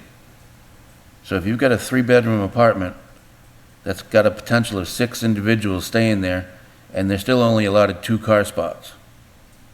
Mm-hmm. So that doesn't balance out either in my mind. I think the total was 402 parking spaces they were providing. So, Yeah, they made a big deal that they're over, because they're by required. 2, Yeah, they're required 400, but they have more, yeah. too. So the basic limiting physical principle is that there's only gonna be 400 spaces. Now, So they start parking on the public street? well, that was my next question, is that what they're gonna do? And if that they can't park on the public street because it's not allowed, right? Of course it is. There's very few places in Lunenburg where one cannot park on a public street. Even if there's no space allotted for it, you can't park in the travel lane. You cannot park in a travel lane, but, let's see. Well, alternatively, they'll be lining their driveways. They'll be lining their interior roads with parking cars and guests and whatnot. It seems like it's gonna be a traffic nightmare, no doubt. And even if they're not, even if they keep it all contained that way, in our duty to look out for citizens of Lunenburg, including the future citizens who would live in this development if it were built as described, we're not setting them up for success. As planned, this is setting them up for problems. Yeah, well, I mean, we're looking out for the current citizens now. Yes. And the 6 years plus of construction that road in itself is not adequate for that, plus existing traffic, I don't believe. So, I mean, does it make sense to rebuild a road and then have 6 years of construction vehicles going on it? Not really, because you're probably gonna need to rebuild it again. But is that something that we can request? It's not us, it's ZBA would need to request it, right? They're gonna be able to condition it? They are able to condition. Okay. Howard Street is not listed as no parking. And none of the interior streets are listed because they don't exist yet. Yep. All right. Anything more on traffic?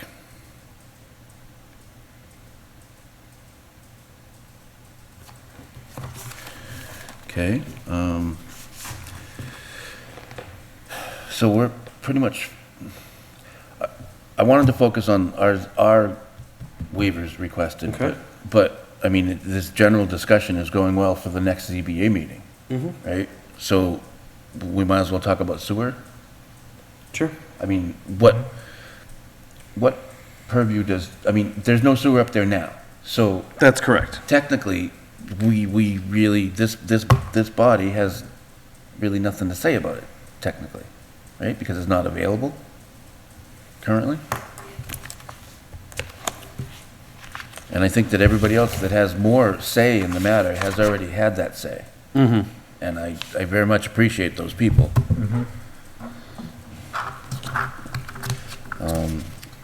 Given all that, is there any further comment on sewer?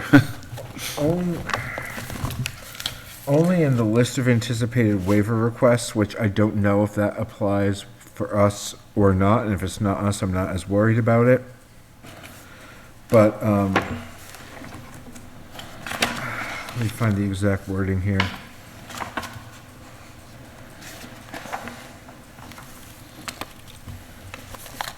If people want to go on for a moment, that's fine too. It's taking me a moment. Yeah, I'll ask Adam something. ZBA, are they accustomed to waiver requests?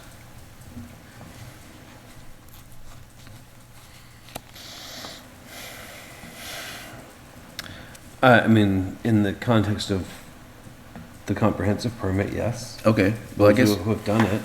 sure. I guess I mean, they don't handle waiver requests the same way this board does. I mean, subdivisions, it's not uncommon for people to ask for waivers, and this board wrote a set of rules and regulations for special permits and site plan approval that give them the ability to offer waivers.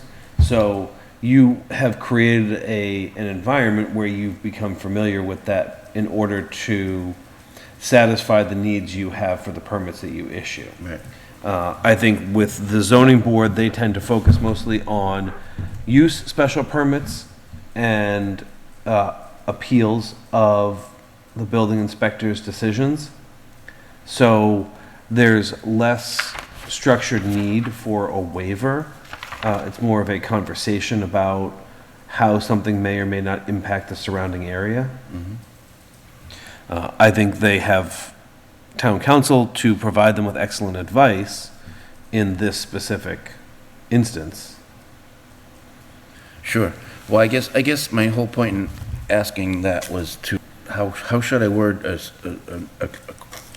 I would hope that they would take the 10 waivers, or all the waivers requested on an individual basis rather than as a group. I can't imagine that they would as a group, but if they're not as accustomed to it as we are. Then I think that you can just say that. Okay. I think it would be very important to take all 12 waiver requests individually.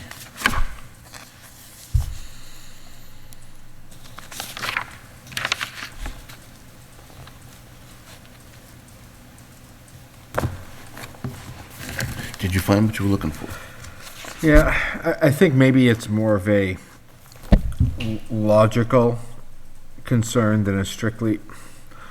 I don't know how we could even consider the possibility of granting a waiver about the sewer and water when it is our legal opinion that we do not have the right to grant the sewer and water extension. Right. So the legislative versus executive. Yes, but so since we're saying that that granting that is a legislative action, not executive, I don't see how we could even entertain a request to build until that is sorted out. How could we entertain a request for a waiver for something that we are, I believe, correctly saying this is a legislative matter, you have to go there first. Maybe I'm wrong on that. And it's also may just be irrelevant for this letter as well, but that was the thought process that was... And I think that that's the position that was brought up at the meeting. The applicant's attorney seemed to be of the opinion that he had a counter argument to that based in precedent and legal backing. And I believe he is supposed to have that to the town and to town council by the end of this week. That was my understanding. Yeah. So I guess it's a matter of we have to wait and see what that looks like.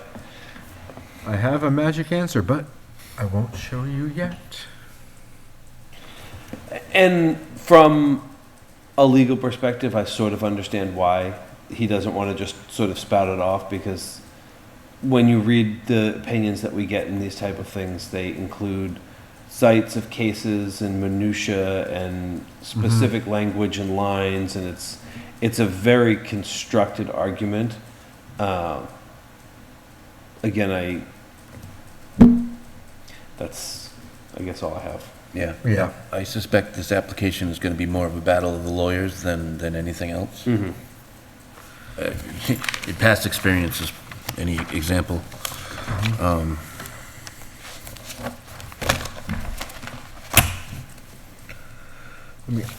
I have other general concerns about, but I think many of them are moot because the state said this was an acceptable site. Okay. Because they are things like, I guess maybe the issue is the developer has already agreed with us. I mean, this gets more into the previous agreement the developer had with the planning board.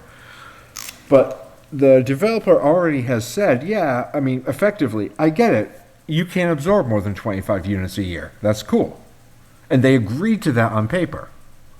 And now they're coming, like, knowing that this is something that the developer themselves has said, you're right, you can't do this. They're now trying to shoehorn hundreds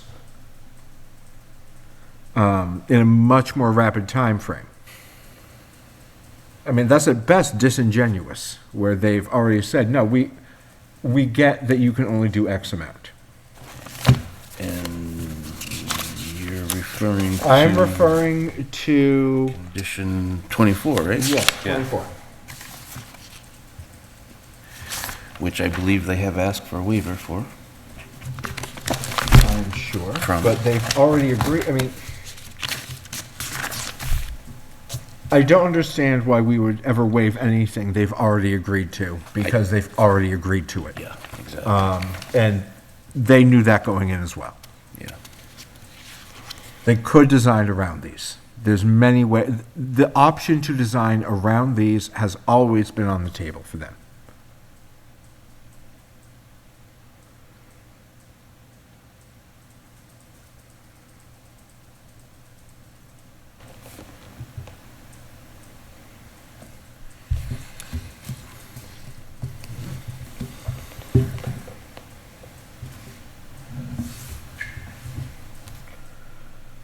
I'm sure their argument would be, oh, but that was for a different development than what we're planning now. Sure, but they're the ones who planned this new development. They could have planned differently. They could have planned a 40B development that wasn't this.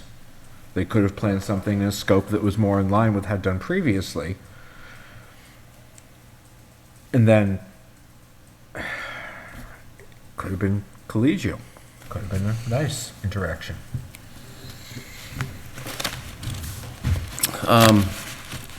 Mr. Torgerson, let's see if we can hear you any better. Do you have anything else to add at this point? We're going to move on to the waivers in a little bit. They're requested from our subdivision, but in general of the application? No, nothing further to add at the moment. Sounded a little better, huh? Yeah. Thank you, Booth. Okay, thank you, Mr. Torgerson. All right, Ms. Reed, do you have anything else to add about the application or in general? Not right now, no. Okay, then do we think we're ready to focus on our specific subdivision existing conditions that they're asking to waive? I am.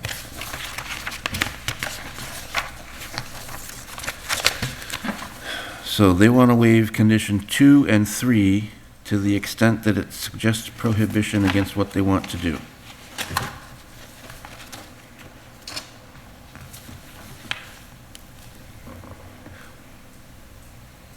Actually, since there's 28 conditions, does anybody object to going through them individually? I do not. Do we know which ones they intend to seek waiver on? We do, it's the very last page of the folder. It's the very last page in the, Okay. so Let if me you've got cross-reference with this. your binder, it's the very last page of the binder. It lists all the, A, B, C, A through G are the general and specific conditions that they currently have in play on their existing subdivisions that they're asking for to waive. So they're not asking to waive the first condition, which is basically blasé, we approve the plans, right? Yeah. They want a waiver from condition 2 and 3 because it doesn't allow for multifamily. Correct. And if we are to assume that our assumption that Adam stated previously, that this only applies to the 40B property, then I think that's moot. But if that is not the case, and this applies to all 9 subdivisions, I would be very against 2 and 3, because that would open that 121 units. Well, it's 102 at the end of the day, 102, sorry. because they took about 20 of the units to do the comp permit. So, okay, a general question I can ask you rather than needing counsel for is they've got approved subdivision plans. Can they combine those individual lots? Yeah. They I can? mean, anybody could do that. If I went to let's say this comp permit never existed, and Mr. O'Brien built those roads, and I went up there and I'm like, wow, I really like this corner. I want lot 6, 7, 8, and 9.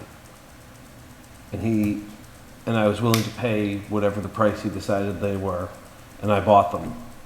I could build a house in the middle of them all, and they combine by right. Well, that was kind of what I was thinking, but we've got other conditions in here about, lot development, percentage of, residents over 55,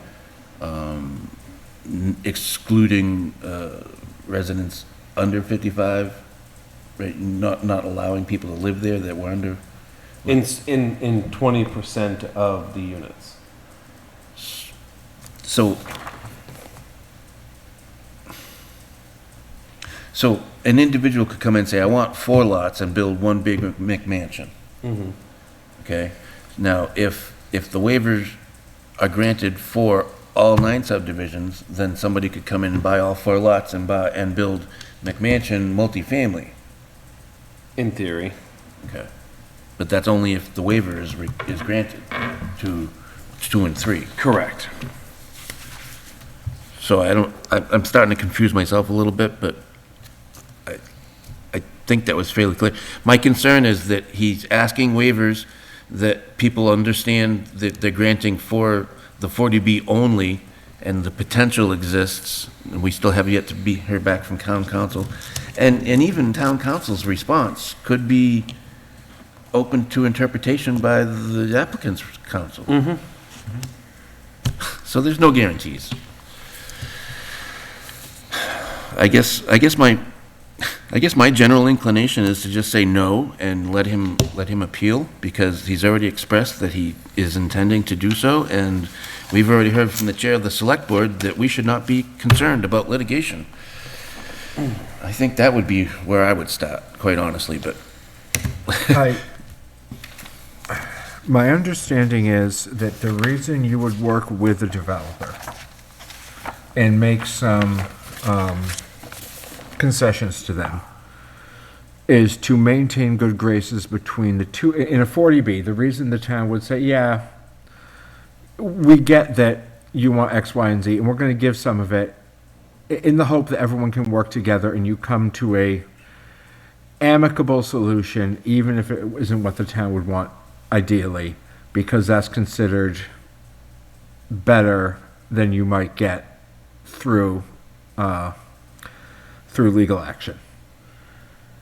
Since I'm under the impression that an amicable relationship does not seem possible at this juncture, maybe I'm wrong. I'd love for everyone to be able to sit down and work together. Since that doesn't seem likely, I don't know what the advantage would be to giving a single inch. Because that's just free. When you know someone's going to follow up with a stick regardless, you don't give them anything to start with. Because if they're going to beat it out of you, you make them expend the energy to do it. another question, I guess, would be if one waiver, okay, so let's say there's a couple inches given, and then there's another inch that's not given, and then the applicant decides to just say, okay, I'm done here, and appeal at that point. Are the previous inches that were given already given, and regardless of the outcome of the litigation, still given?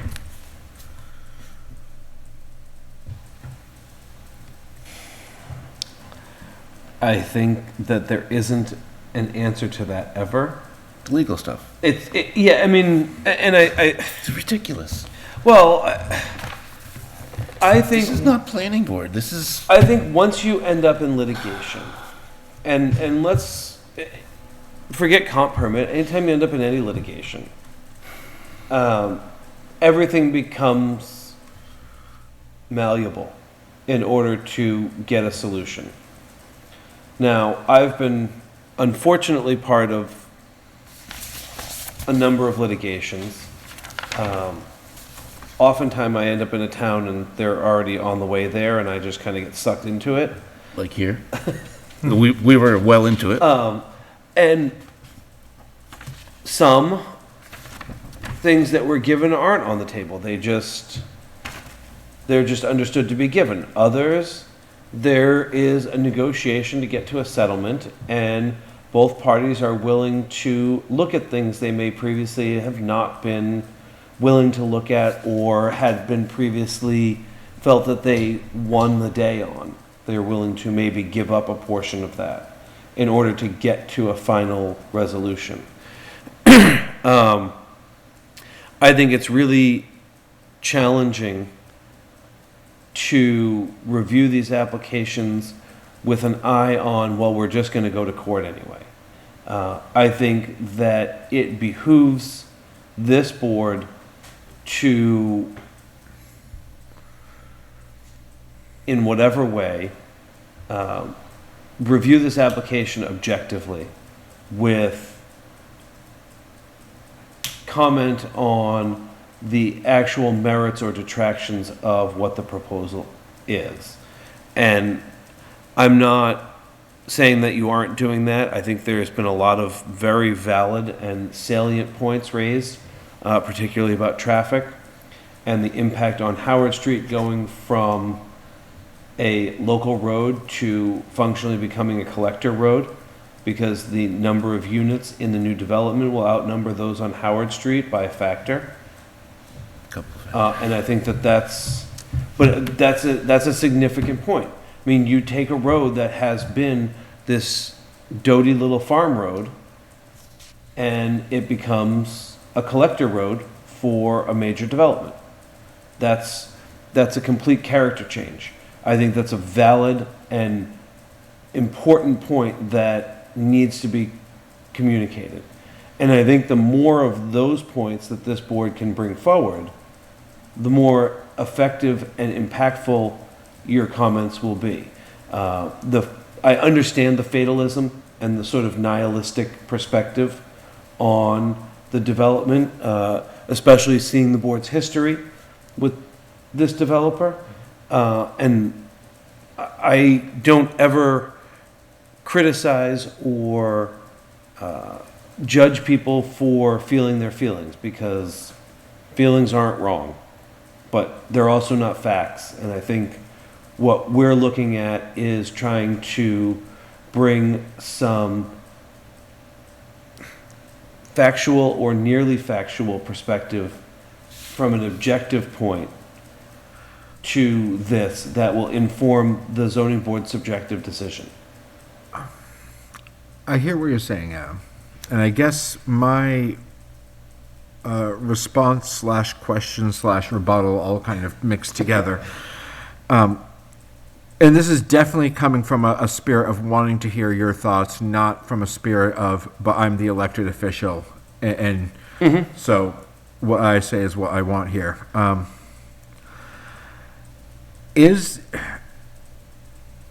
What value do we anticipate thoughtful, measured responses having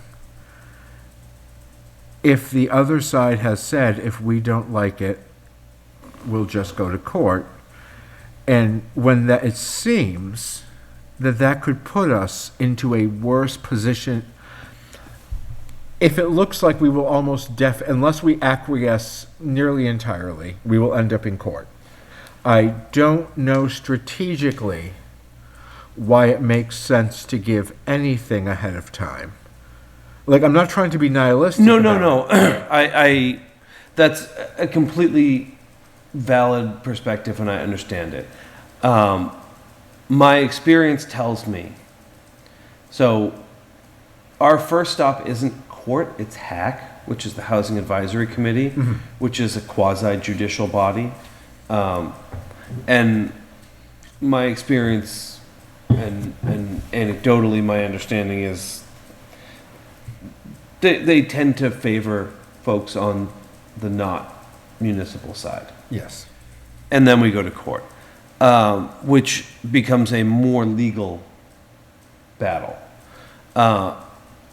Giving objective and pointed criticism gives the zoning board a foundation for their decision. Whether it be approval with conditions that are unsatisfactory to the applicant, whether it be denial, whether it be approval with conditions that the applicant can be satisfied with. It provides the zoning board a basis for that decision, that at the time of court or any other legal challenge, there is something for them to point to and say, here's what we were given, here's the decision we made, we've looked at these factors and used this information to create this decision. Is it always effective? No. But it is more effective than, oh, well, what's the point? This guy's just going to sue us anyway. Or, here's some other less critical perspectives or maybe less thought out or technical or whatever. And not that anyone's being, critical or throwing their hands up and saying they're going to sue us, but putting a thoughtful response together provides a beginning of conversation, gives the applicant the opportunity to hear and respond, and lack of response can be a negative effect on him, and it gives the zoning board a basis with which to approach discussions of topics that perhaps they're not as versed in or don't have a background in from the doing this week after week. Fair. All right. I can accept that. So we'll pause for some input from our remote members. Mrs. Reed, do you have anything to add or ask at this point? No, not right now. Okay. I have a lot of thoughts, but Very good. Don't let us cut you off. No. The raise hand feature's available for them, right? And you, well, is it on Zoom? I don't know. It No, is. I don't know if I have anything factually based in reference to what the board would be looking for. I guess if we want to keep going over the waivers, we can go from there, but I'm just not sure what I can add right now. yeah, no, I think we just got frustrated when we got to the fourth one and we're like, well, why bother? We're gonna get sued anyway, so, Give up. It's fine. I think that's what happened. I'm not entirely sure. But if you do have something that you want to say, just speak up. Please. I did have some notes, and if, again, Adam, if you don't think they're valuable to the discussion, that's fine. No, everything is valuable. The discussion is great. The more we talk, the easier it is for me to frame my understanding of the board's positions. Okay. So from my first reading to this reading, I can't really pinpoint the exact locations of where I read these. There was some talk in our last meeting about trees being taken down and, prior approval being needed for these specific trees. And I think that speaking on the landscaping changes and tree removal and vegetation changes that would happen with this project as well. I don't know if that's touched on by a different board. There was mention of an endangered species being, having their habitat disrupted. I think that's worth noting. And I also feel, Mr. Brenner kind of touched on this earlier about, the value of the argument and working well with this developer. I think my opinion is that if this was something the town of Lunenburg needed, that our residents were looking for and, was viewed in a positive light, I think that's a different story, and we would be able to, work well with the developer on that. From what I've seen, what I've heard, just talking with, neighbors and people in town, as well as our discussions on the board, it doesn't seem that this project is necessary, especially in terms of its size. So I think that's worth noting as well, that if there's any changes to the proposed plan and it becomes a little smaller, or easier on our road system or on our school system, you know, it might be looked at in a more positive light. And I know we talked about water and sewer. Yeah, I don't know. Those are just kind of the other couple of points that I thought of when I was reading through the binder at one point. Thank you for that. Yeah, I in fact, I'm not sure that I know anybody in town in any capacity that is, sees any favorable thing about this.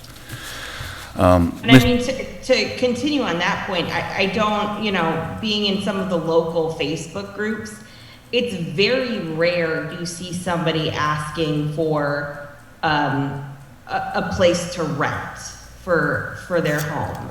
I mean, maybe, you know, I've only been in Lunenburg since 2020. I think I might have seen 2 people asking if an apartment was available. So I don't know if it's necessarily something Lunenburg needs.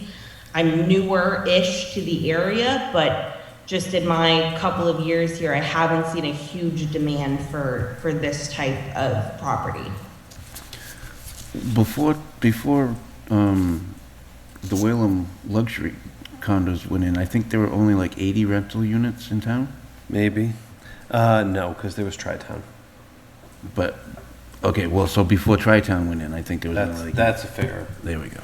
So, yeah, so since there were 80 of them historically, up until we got the Tri-Town development, which brought in, what, 120 units?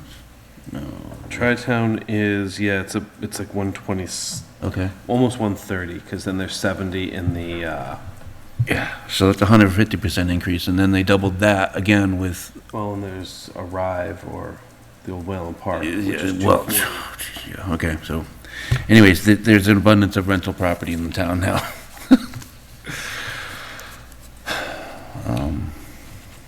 Mr. Torgerson, do you have anything to input on, or comment, or question so far? No, nothing positive. Okay. Thank you. So I think we get up to the third waiver, which was multifamily, and then, So which number? so I think we're on fourth waiver, general condition number 4. Yep. It's on page 5 of, oh, I don't think you got, so the email that you got today from Adam, I think is what we're looking at. Starts out, the first one is Mullen Rule certification for Kenneth Chenis. That was the beginning of the email. That's correct. And we're on number 4. Yeah, so I think this is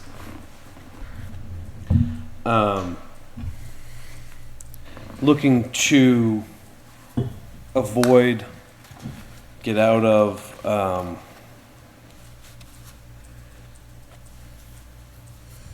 the bond requirements for the subdivision roads and withholding occupancy from the buildings until those roads are secured by subdivision bond.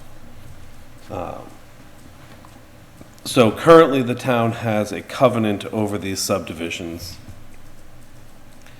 And if the comprehensive permit project were to go forward, those subdivision roads would need to be begun construction.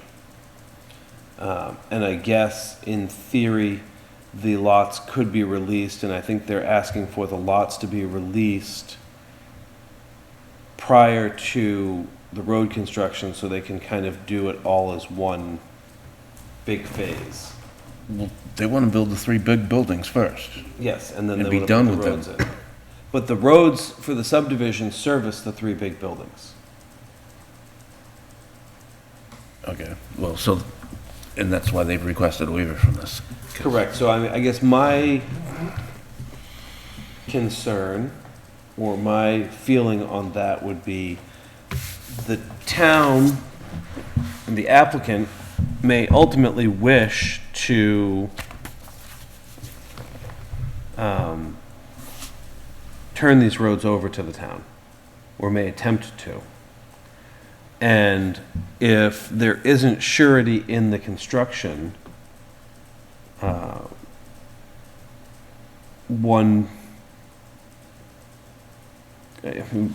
it does put the board in some potential peril.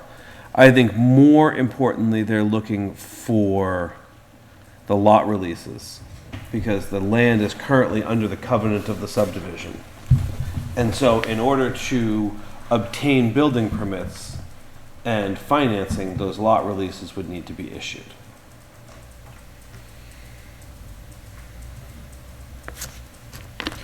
So, I mean, ultimately, once he builds these 3 towers, and he's got his $4 million income a year, what's the incentive to continue to build out the subdivision?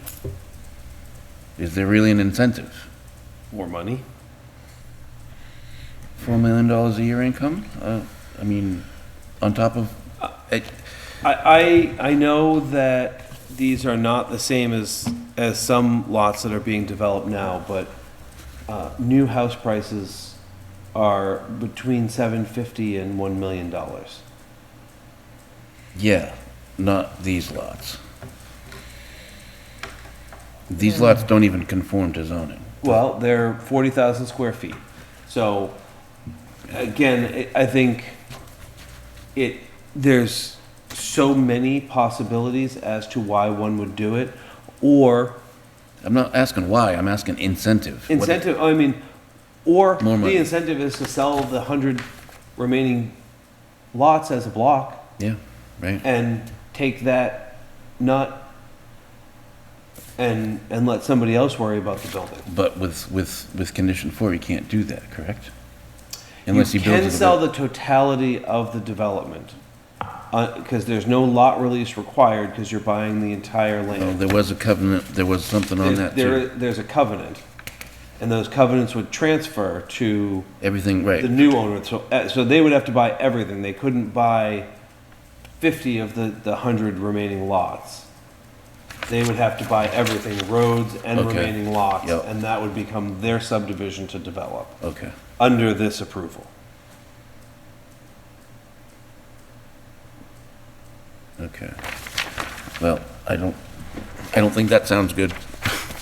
I guess that's what I've got to say about that.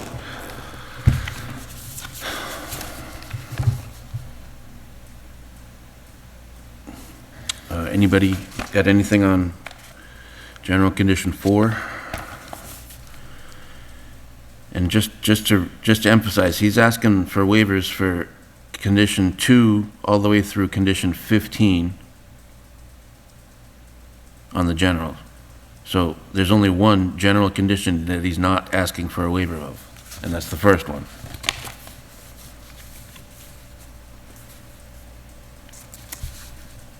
So does anybody have any questions about number 4? Okay, good. I'm trying to still wrap my mind around exactly what he's asking for. So, he's asking, I'm struggling to wrap my mind around exactly what the request is. I understand the idea of the covenant of putting money in and everything else so that, and then releasing. I guess I don't get everything going on under the hood here, but I can absolutely trust your thoughts on this, Mr. Allison, as well.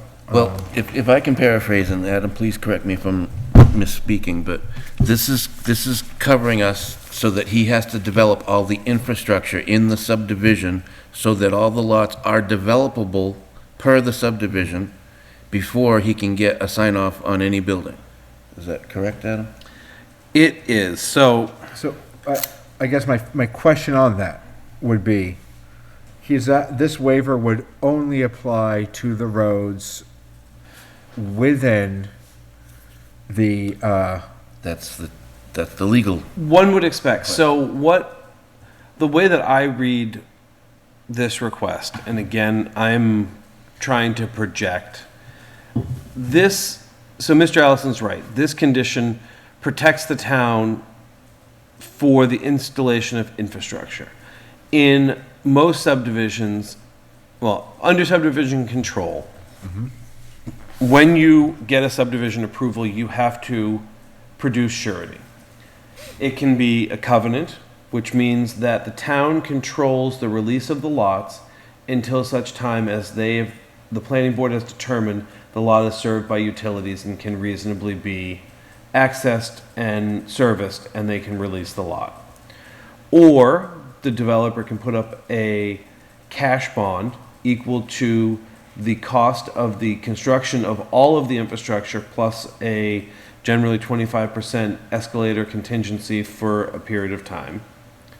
Or they can do a letter of credit, or they can do something else.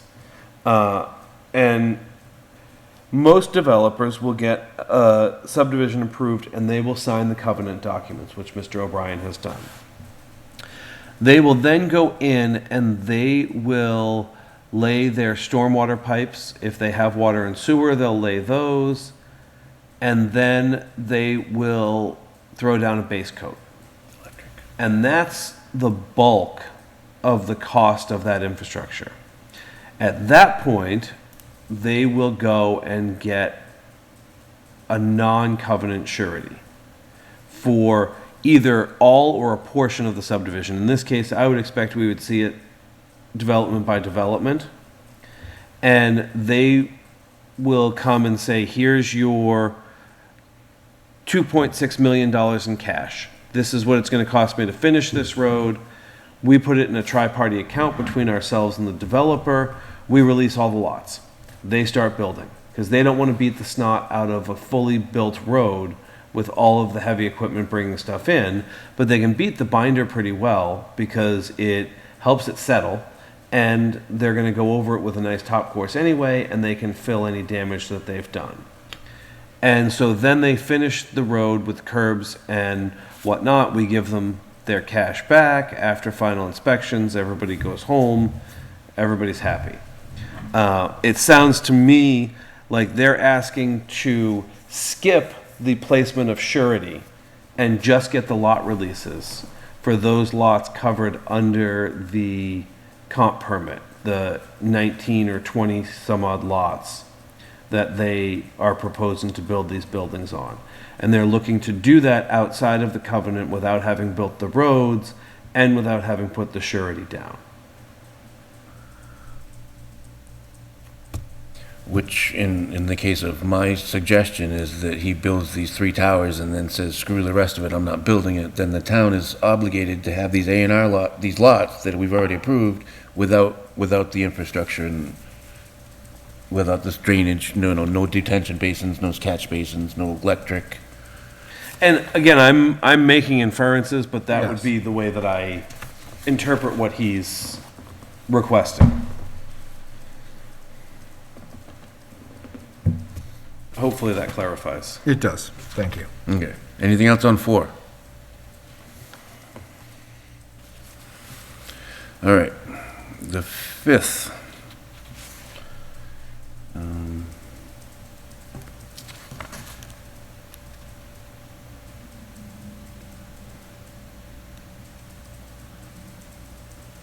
So the 40B pretty much cuts this off at the knees anyway. Mm-hmm. Yeah. However, there still remains that potential that this extends to all of the subdivisions. Yeah, but I think from the perspective of it only applying to the comp permit properties, this condition sort of is like the anti-comp permit anyway. It's very mooted, yeah. So if anybody has any concern about that, we'll move on to 6 then. Should we be reading these for the people at home? It's completely up to you.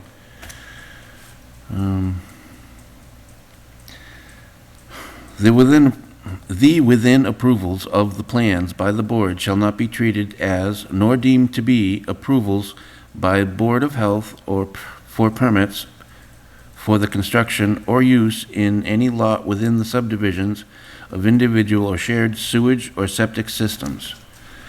No building or structure shall be constructed upon sewage any lot in the subdivisions without the consent of the Board of Health, including its issuance of appropriate permits therefore. Copies of all septic designs shall be submitted to the board for approval as to layout, grading, and other such components thereof as may affect drainage patterns as determined by the town officials. The board may require amended plans and/or revised drainage calculations as it deems appropriate. So this is kind of a carryover from 4. Yeah, I think that this is essentially saying you're not going to get a building permit without adequately working with the Board of Health. That again is potentially superseded by the introduction of a sewer system to the parcel. But they, so, in the event that a sewer system were not approved, Yes. if number 6 that we're looking at here were voided. So with the 40B, if you're doing a septic or anything else, do you still need to go through the Board of Health? Probably not, because what's going to happen is that's going to be so large that it's going to go through the DEP. So what I don't want to risk happening is they don't get sewer, and we have now said we have removed whatever oversight we have over what you're going to have to put in instead. Mm-hmm. If the answer is that go to the DEP for the state, that's... It's going to go to, because it's 10,000 gallons a day or more goes to the DEP. And I believe, if I recall the number correctly, it's over 40,000 proposed for The the 40B development that's proposed. So we'd be well over it. Correct. I mean, it's not like, he's not like skirting where, oh, well, maybe if I drop a couple of units, I can hit down below that radar. It's firmly within the DEP's purview, and the comp permit does not excuse anyone from state required permits. Yes. However, if he doesn't get the sewer and he wants to build his 3 towers separately and reduce them a little bit, he could get under 10,000 gallons per day for each one. If he's 40 for all 3, Right, if he went down to 3 stories instead of 4, that's gonna cut it down by 25%. So then that'd be 30. So then you could potentially be about 10,000 each, and that's the break point. and I you're gonna have to forgive my ignorance, because I'm certainly not an RS or someone who works with boards of health, but is it not for wouldn't this be a unified development? And it would, you couldn't piecemeal it, sort of like with the EPA, where if you're disturbing more than an acre, even if it's across multiple lots, if they're owned in common ownership or part of a common development, you can't say, oh, well, I only did 6,000 here and 8,000 there and 22,000 over there. If you're doing soil absorption systems, I don't think it matters as long as they've got their own lot. But that would be a significant alteration in the proposal that he's putting forward. It definitely would. So, I mean, it's a very, very long shot. But, I mean, And I'm not saying don't make the comment, I'm just trying to understand what we're, you know, I mean, we could come up with wild scenarios all day about all of these for how to get around them. well, given he had the supporting soil testing, if he was to need to build a 40,000 gallon per day septic system, then he would probably lose half these building lots. The additional building lots, you mean? The 102, yeah. But, you know, and that's just wild off the hip, but,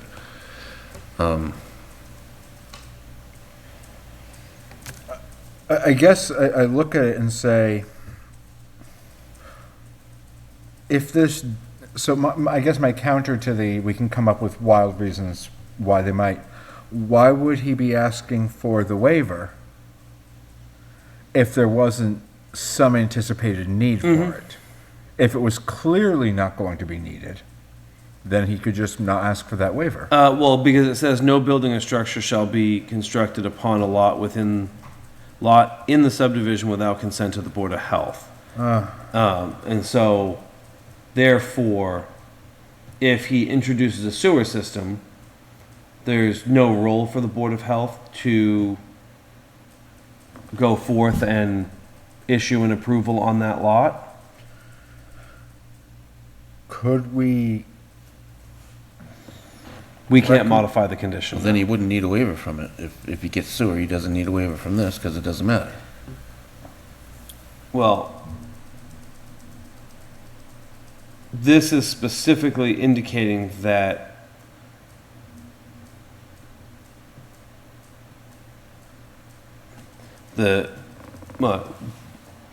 this was written understanding that this is not part of the sewer service area. And so because he's building on lots within the subdivision, this is incorporated into the approvals that currently exist for those lots. So whether he strictly needs the Board of Health to approve it by the introduction of sewer, I think he's covering his bases by asking for the waiver from this condition for the lots within the comp permit. Well, I remember one of the reasons this was, oh, this is a general condition. Well, I remember one of the things about this was that we didn't believe that he could develop to the density that he wanted to, given the soil absorption with the wells. I think the reason for this condition, quite frankly, is the board was unconvinced about the soil types out there and felt that the soil absorption systems that would be installed would not be your standard in-ground system, and they would likely be mounded. And that those mounded systems had the potential to change the drainage pattern as approved. And so requiring the Board of Health to issue approvals and those approvals to be remitted to the board offered the board the opportunity to ensure that the mounded systems wouldn't have a deleterious effect on the design drainage system. Good answer. Anybody on 6?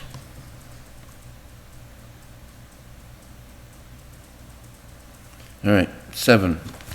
Any and all plans which may be approved by the Conservation Commission and for which orders of conditions may issue shall be made part of the plans.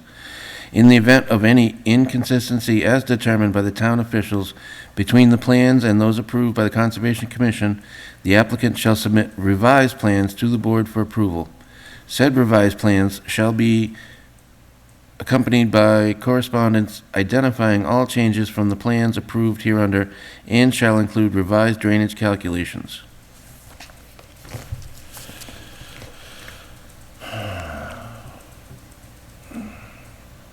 Is Concom cut out by 40B? Not from the perspective of issuing an order of conditions, but they are from the local bylaw. Because the order of conditions is a state permit issued by a local authority, and you cannot waive state permits. I thought that was only with the notice of intent. It is with the notice, that's what I'm He's talking not about. submitting a notice of intent. I don't believe he needs to for, So then why would they get? because they wouldn't, they're only cut out, well, this, I don't believe that this comp permit requires a notice of intent, but if there were a notice of intent required, they would not be cut out. And there are places on this property where notice of intents are required. It's just not this area. They're not in the 40B. Correct. Okay. So, I mean, the entire property is ACEC. Was never once mentioned in here, because the only thing they seem to be concerned about is the species, the natural heritage. So, I don't know, some of those ACECs last been cited in the 1800s, so, but only because nobody's been looking for them. Anything else on 7?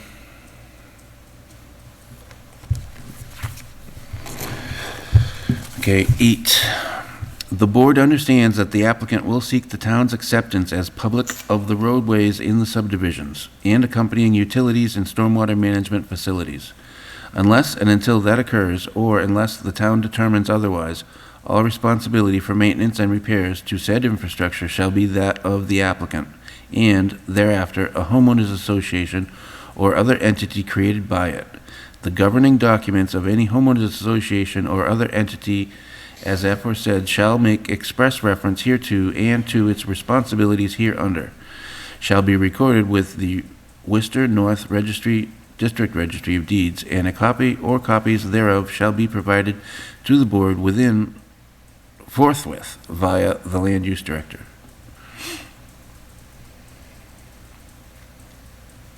So this is basically saying that until they're accepted by the town, you have to have a homeowner's insurance, or you have to take care of it. Yeah, you have to take care of it. It's not the town's responsibility. Correct. And it is your responsibility if you've got residents there. Correct.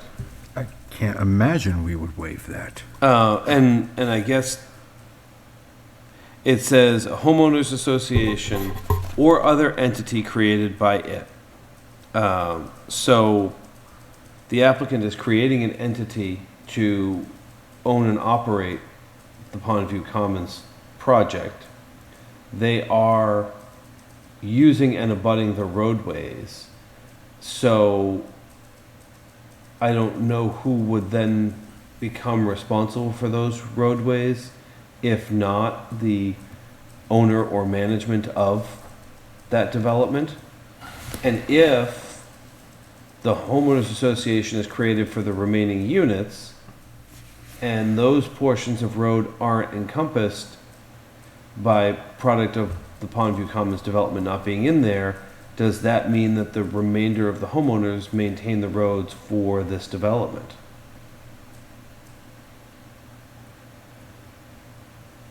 But I thought we were working on the assumption that these waivers only apply to the 40B. They do, but what I'm saying is, Just making sure so you did say something different than that. let's go to the videotape. All right, I'm all set with Zoom at this point. The videotape. Don't cut anybody off at home. Oh, we get this production, right? So they're all set? Yeah, no, I didn't cut anybody off. So this here that circumnavigates There we go. the development here, Yep. here, here.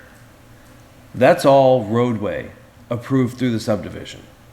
That's part of Pondview Commons, or not Pondview Commons, Arrow Estates, I think 3, 7, and 5. I don't remember which numbers they are. I can look them up. With but- the cul-de-sac and everything? Yes. Oh. All of this is part of the road network for Arrow Estates. Okay. So if this condition, the way that I read it, is taken out, these folks here and these folks here are removed from the necessity to maintain these roads or participate in the homeowners association of sorts. No, that's just crap. And so, in the event that the remainder of the homes are built, and they form a homeowners association, who's responsible for the maintenance of this road? That's a major thoroughfare in and out of this development, both single-family and multifamily, as well as these, which will also access the single-family homes. So that would mean all the multifamily development is given benefit of access by these roads, but all of the single-family development that surrounds it is responsible for the ownership and maintenance. I get you. So it doesn't have anything to do with, I mean, it essentially exempts the folks in the middle and the edge from being responsible for the roads, is the way that I read that.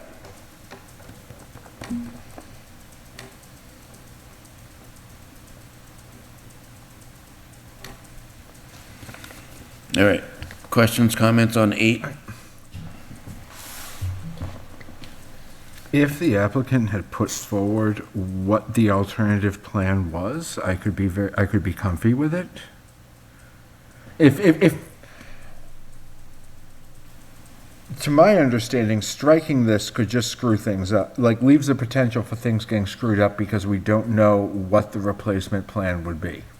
Am I wrong in understanding that? Mm-hmm. I think you've been, no?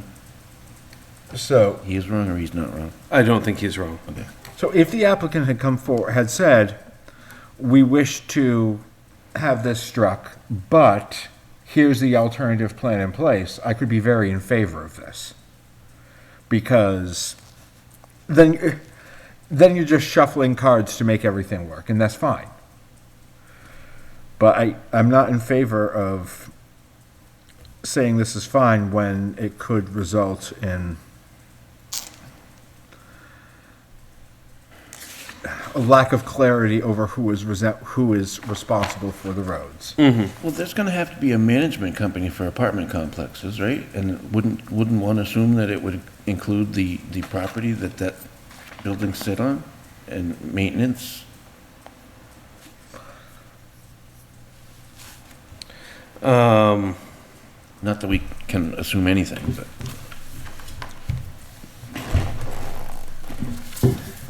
No, yes, the management company would probably maintain the parking lots, the green space, the buildings.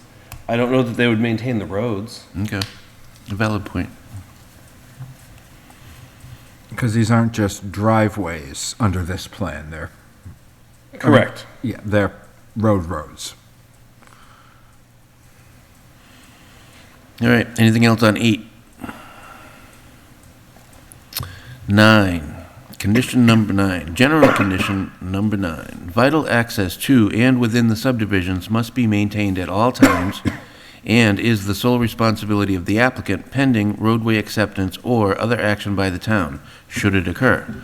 Such access includes, but is not limited to, general upkeep and maintenance, plowing, sanding, and other repairs.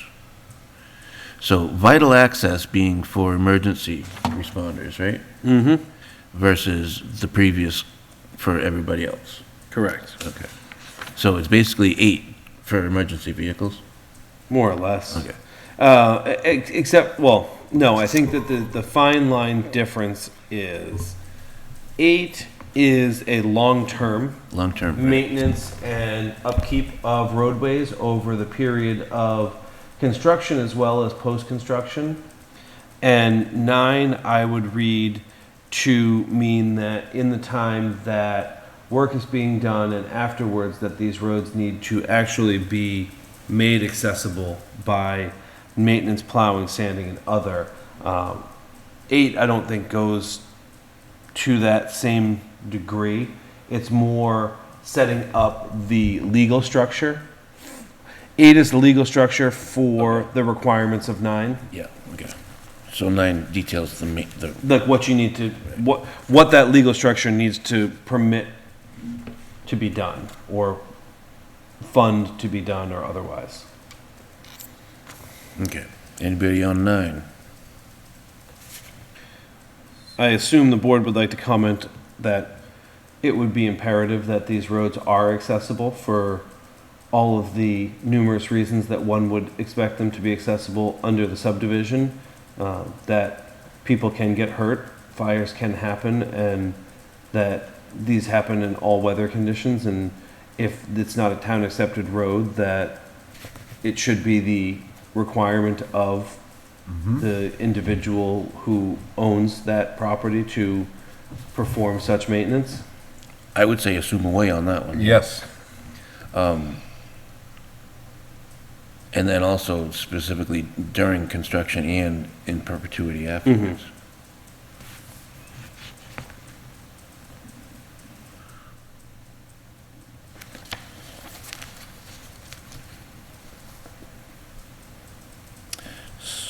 Can I read what you write? Of course you can. Okay, so number 10 is driveways to from the locations of single-family dwellings on the subdivision lots must be accessible for emergency vehicles and satisfactory to the town's police and fire departments.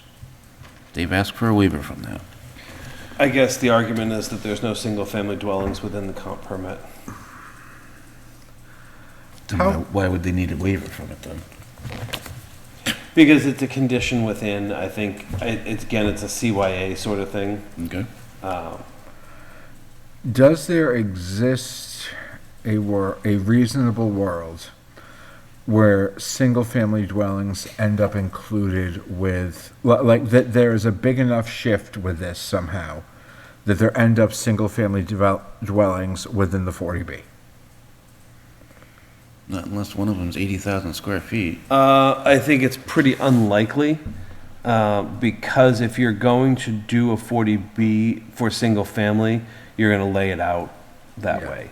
Okay. So the Whalum Luxury Apartments was originally intended to be 75 single-family dwelling units. And they felt that that wasn't viable and they would be more successful with the apartments, and they actually came and did a modification. So it would be a modification to the permit, and it would be a pretty significant process. Okay. All right, anything else on 10? All right. 11. During construction, the applicant shall conform to all local, state, and federal laws regarding noise, vibration, dust, and blocking of any roadways as now in effect or as may hereafter become effective. The applicant shall at all times use all reasonable means to minimize inconvenience to residents in the general area. Hours of construction shall be limited to 7 a.m. to 5 p.m. Monday through Friday, 9 a.m. to 4 p.m. Saturday, with no construction on any Sunday or state or federal holiday. Hours of construction as aforesaid shall be enforced by the Lunenburg Police Department.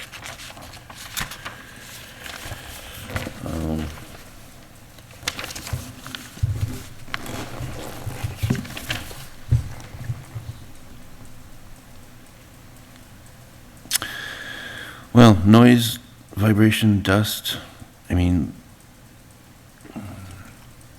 there's only so many public nuisance laws, right? And do they cover all that? No. No. So there's some enforceable laws, but they don't come into effect until what, 10 or 11 o'clock at night? Something like that. We typically don't ever allow construction on Sundays or holidays. I mean, eliminating this, they could work on it 24/7 Theoretically. with no street sweeping, with bright lights. We're bright sky compliant, so could they have bright lights all They could, night? because it's temporary. Okay, so, yeah, I mean, this is just another example of, very bad neighbor.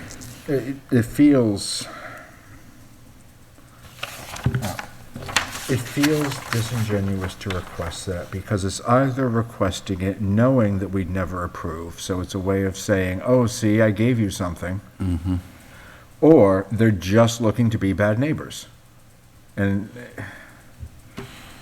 I mean, there's no version, when you ask for an exemption to that, there's no version that makes you a contributing member to the community. Because you're either playing a game or you're just don't care about other people nearby. And I don't know. I think even if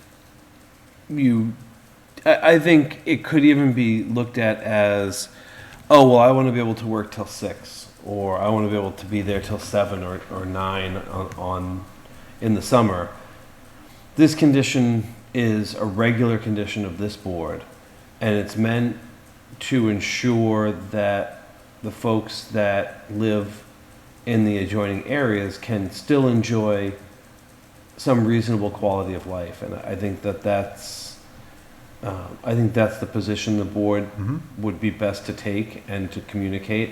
Yep. That this is, quite frankly, on the more permissive end of the hours that this board provides. 9 to 4 on Saturdays is very generous from what I've seen from this board, and 7 to 5 is the longest hours that you folks are usually willing to permit. Yeah.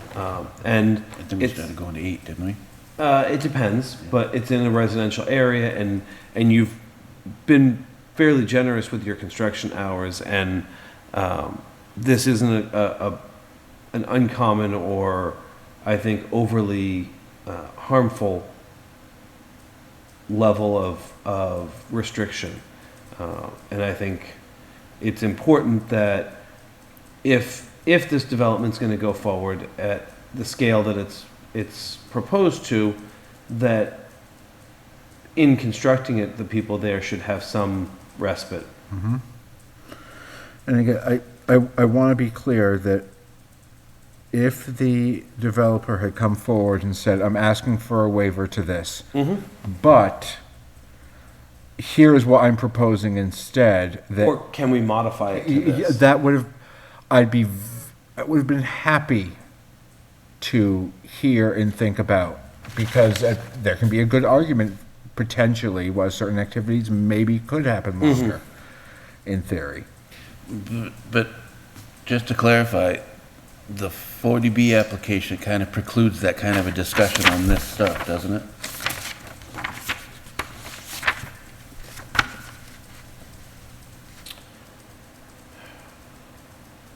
I mean, these are all the requests by the lawyer to CYA. Yeah, I mean, they're waiver requests. I think maybe throughout the process, some of these alternatives can be borne out in the discussion. I don't understand why someone couldn't include those alternatives as an addendum to the application. These are waivers anticipated to be requested. They're very clearly things that they are currently requesting. And maybe by the time it's all said and done, some of these, they'll say, oh, well, we don't really need that, we don't really need this, but I think it's, I think the board is correct to express their concerns.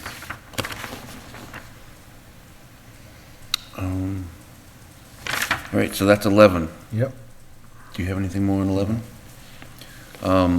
So I'm going to pause and make sure that we didn't skip over anybody's input.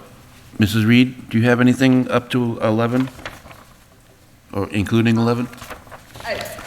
Not specifically, I can't imagine 11 could be granted. I just don't, I think again, I haven't been on the planning board for a long period of time, but all of the requested waivers are above and beyond anything we've given previous developers. So it's interesting to think that these would be granted as submitted. Very good. Myself was included in that sentiment. Mr. Torgerson, anything? No, sir, I got nothing else to add. Very good, thank you. So we'll move on to 12. So the general condition number 12, excuse me. The board, the town's building commissioner and inspector, and their respective agents may enter onto, view, and inspect the locus during regular business hours without notice, so as to ensure compliance with the terms and conditions hereof, subject to applicable safety requirements as established by the applicant and/or its general contractor. So they're basically saying they don't want us on their 40B at all. Essentially, and I mean, you don't have industry over it in the sense that you do over the subdivision. So, and the building commissioner would be permitted to enter by product of there being a building permit pulled at that time, as well as the electrical and plumbing inspectors. So, I mean, this one kind of makes sense to me. Okay. Well, I mean, we're bound to have something that makes sense. We found one. Anybody it doesn't make sense to?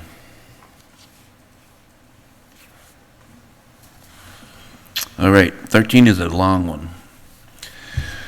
General Condition 13, a pre-construction conference with the Land Use Director, Police Department, Fire Department, and Department of Public Works, or representatives thereof, as well as one or more representative of Planning Board, shall be conducted prior to the commencement of construction within the subdivisions. The applicant shall submit for review at the conference a construction management plan including 1. A construction schedule identifying activities to be completed and the anticipated sequencing thereof. 2. Designation of routes to and from the locus for construction vehicles and machinery. 3. A mechanism for coordinating construction traffic with the police department to avoid conflicts, e.g. with school bus routes. 4. Stabilize construction access to reduce the trafficking of sediment from the locus into nearby public ways. 5. Sweeping of the locus and the adjacent public ways and other measures to keep them clear of dust, mud, and debris during construction. 6. The use of police details at the entrance exit to the locus if when required by police department. And 7. Propose dates for interim and final inspections by the building commissioner. The conference shall be requested by the applicant at least 10 days prior to the commencement of construction, as aforesaid, by contacting the land use director in writing. I understand that we as a board don't have a horse in this game because it all goes to ZBA and everything. But it sure seems like there's a lot of people that need to be at that table who want us to get eliminated by waiving this.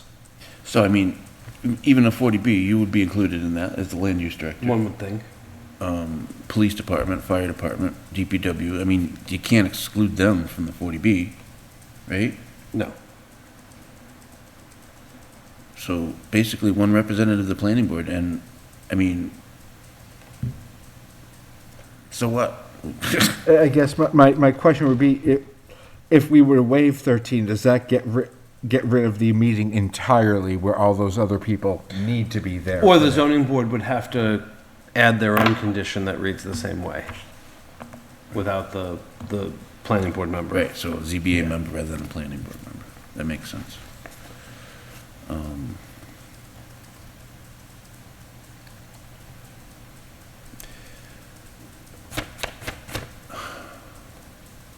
I'm fine with it being waived if the same thing is put in by the ZBA to do their business. Like, I get that, but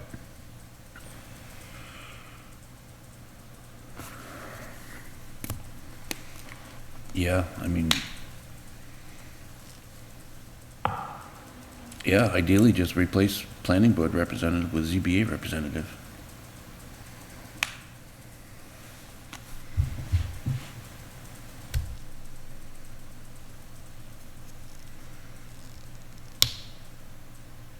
Or recommend that they write a condition that way. That's right. So, 14.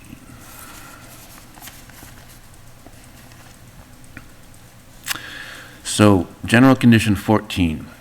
No construction shall commence, nor shall any building permit issue within the subdivisions unless and until the applicant is in full compliance with all permits, licenses, approvals, orders, and agreements of any kind issued by or entered into with any official board, commission, or committee of the town of Lunenburg. I don't get it. Why would they need that? Why would they need that in place, or Why would they need to waive it?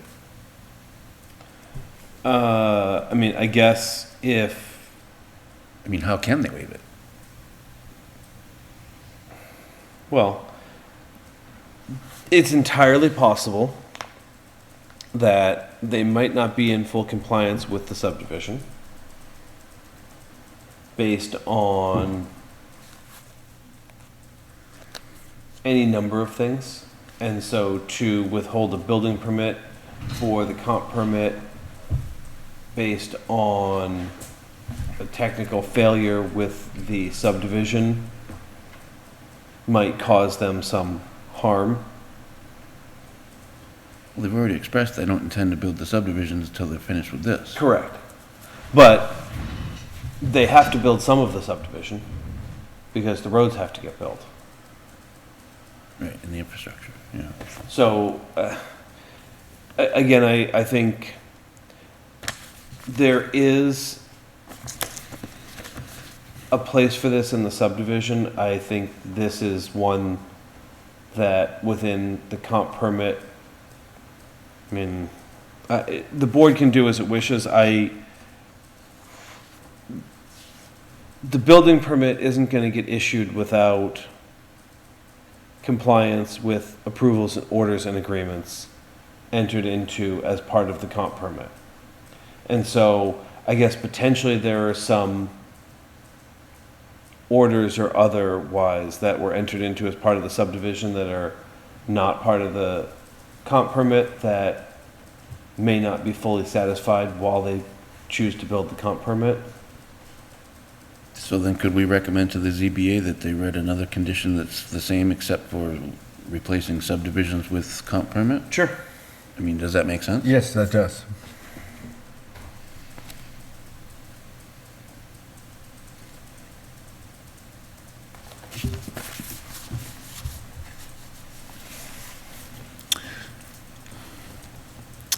"15, all town bylaws, rules, regulations, and policies not referenced herein but applicable to the subdivisions or to construction therein shall be adhered to in all respects."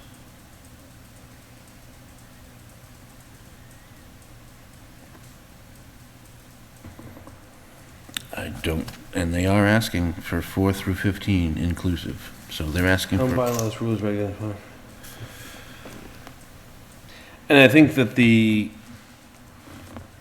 argument for that one is they're asking for all sorts of waivers from town bylaws. like multifamily. Yeah, and so, that's all being adjudicated as part of the comp permit, and I think 15 would be inclusive of some of those other waivers being issued outside of this approval. This is starting to be a recurring theme. I mean, I think I want to suggest the same thing as we did for 14, is replace subdivisions with comp permit. But can we just suggest to them that they review these and say, everywhere it says subdivisions, replace with comp permit and make your own conditions? I can ask Adam about that. I think you've given good input to this point. I don't know that you necessarily want to be like, yeah. No, I don't want to stop here. I just, No. I don't think you want to send them a letter that says, just replace your permit, our permit with your permit and use these same conditions. Because I think that becomes grounds for, oh, well, they're not really waiving them, they're just recreating them.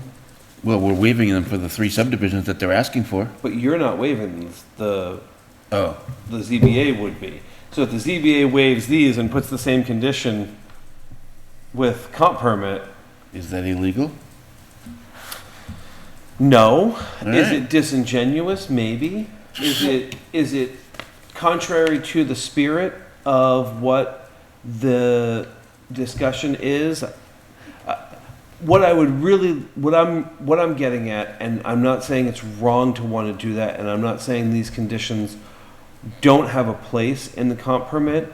I think it's imperative that we outline why they're important and encourage the zoning board to, in the way that they and their council or council sees fit, to incorporate these necessities into the comp permit that they do so. I think it's pretty friggin' disingenuous that they suggest that our rules, regulations, subdivisions, anything is not worth anything. I appreciate that. I guess what I'm saying is I don't want us to try and get cute. I would rather have us over-explain why the board feels these are necessary. Okay. And let the zoning board have that information to rely on as they condition and choose what they feel is appropriate to waive and not waive. I don't disagree with that. My broader concern, and I think that what you're suggesting, Adam, is still right. My broader concern is that the ZBA is going to get overwhelmed with just too much. I mean, we can explain, and I think it's still the right path, but like I said, this is the broader concern with doing that is we've given them a bunch of info and it's very easy for them to miss something. Yeah. So I don't think it hurts to also say, Yes. in addition, we would encourage you to look at things and see if it is appropriate. Yes, I completely agree. Okay. Yeah. But I think it's important, rather than just saying mirror our conditions, explaining each condition. I agree that it is overwhelming, the amount of information that they're going to be inundated with. I take solace in the fact that Adam is guiding them through it, and his ability to explain things is far superior to mine, but it's also on me to craft the memo that we write to them in a way that they can digest and they can pull out the important points. And we're also thankful that Mr. Costa has previous experience with the applicant's attorney and the subject matter. So we're on 15. They only asked for waivers to 15. So 16 and 17, they didn't ask for a waiver to. So 16, prior to commencement of construction, the within decision and the plans shall be recorded. They probably already recorded them. Submission of an as-built plan, and I can't expect that they would think that they could get away with these. Yeah. Right? Yeah. So I guess. I'm confused as to why they would want a waiver from 18, but. Well, the transfer. Well, but if this doesn't apply to the subdivision. Yeah, maybe he just wants to build one tower and get sewer for that, Yeah, and then use it for his who knows? So 18 and 19. So I'm gonna finish up 19, and then I'm gonna go back to our two remote members and ask for follow-up. So 16, 17 did not ask for. 18, a waiver was requested from 18 and 19. So the term applicant, as and wherever used herein, shall mean not only the applicant, but also its heirs, successors, assigns, transferees, agents, employees, and others acting with its authorization or on its behalf. And the within decision shall be binding upon and enforceable against them all, jointly and severally. So most of that didn't make much sense to me in general, let alone why they want to request variance from it. Essentially, they're defining the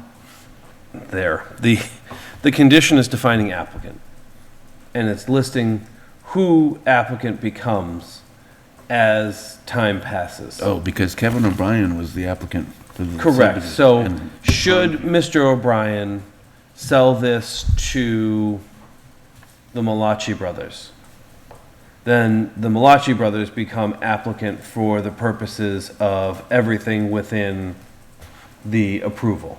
Wouldn't they buy Pondview Common with the name in place?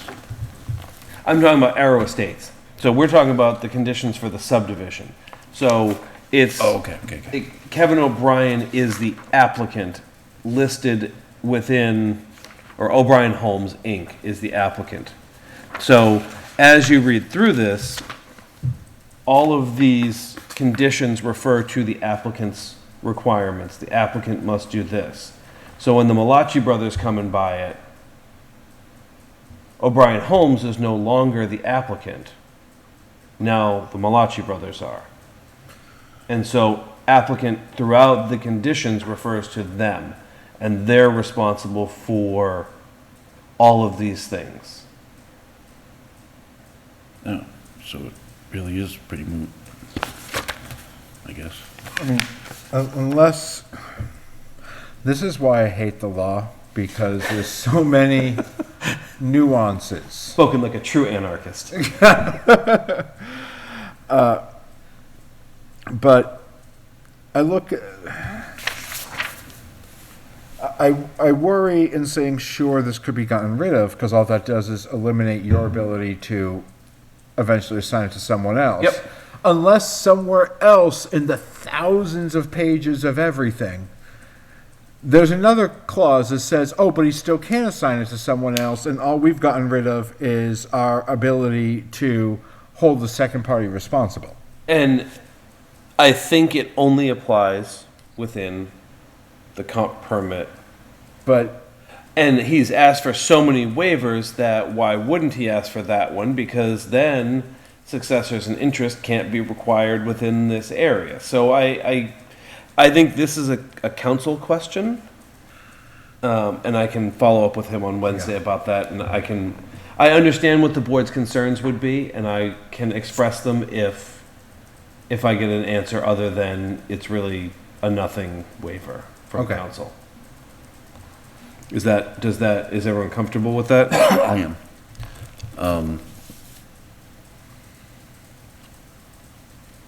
How about you two remote? Are you comfortable with what Adam just said?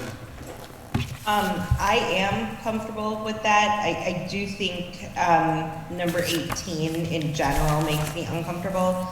I'm not completely understanding of all laws, but that seems like a great liability to say, well, if the ownership or the applicant term moves from one applicant to another applicant and the board has no power, I guess, to kind of understand what that applicant is coming to the table with, that makes me nervous, because, you can say one applicant is they can have a portfolio like we have, a giant binder with all the information.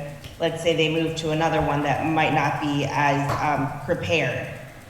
I think that would make me nervous, and I don't think that's what is best for the town either. Well, and I think what's important to note is this condition doesn't say that whoever buys it is a quality developer or has their head on straight or can do the project as well as the original proponent. It just says that they inherit all the conditions and responsibility of the decision, and the board has authority to enforce those conditions upon them. So much like most private sales, the town doesn't get to say much about the transaction. We just get to say, okay, now you've bought this, you're ours, and we're gonna use this to make sure you do it right. Okay, I got you. It'd be really sweet, though, if we could tell people they couldn't buy it because they were a crummy developer. That would make our lives easier, I think. Yeah, it would. I'm not sure it would, but. different can of worms. Mr. Torgerson, are you comfortable with what was the later question? I'm just gonna ensure that this is a throwaway condition for them to waive and that there isn't some larger implication. And larger implications, we understand, would involve the board's ability to enforce the conditions in subdivision upon future applicants, and want to make sure that we're not giving that right up. Okay. So, Mr. Torgerson, you comfortable with asking council that question, I suppose? Is that? Yep. Yeah. Very good, thank you. So the final general condition, which has been requested to be waived, violations of any terms of the within decision, including the general and specific conditions hereof, shall be just cause for rescission, modification, or amendment of the board's definitive subdivision plan approval pursuant to General Law C-41, Section 81W.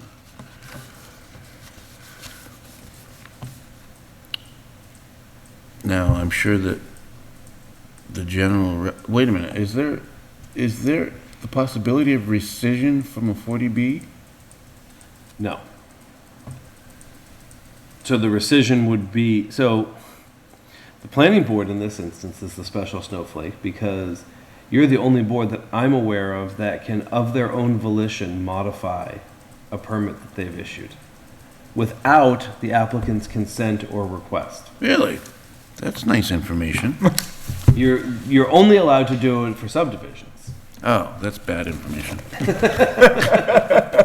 But you do have the right to rescind, modify, or amend your subdivision approvals at your pleasure, Even after or they've at the been- request of the applicant. Even after they've been completed? No, No, that has to no. still be in permit. Yeah. Okay, yeah.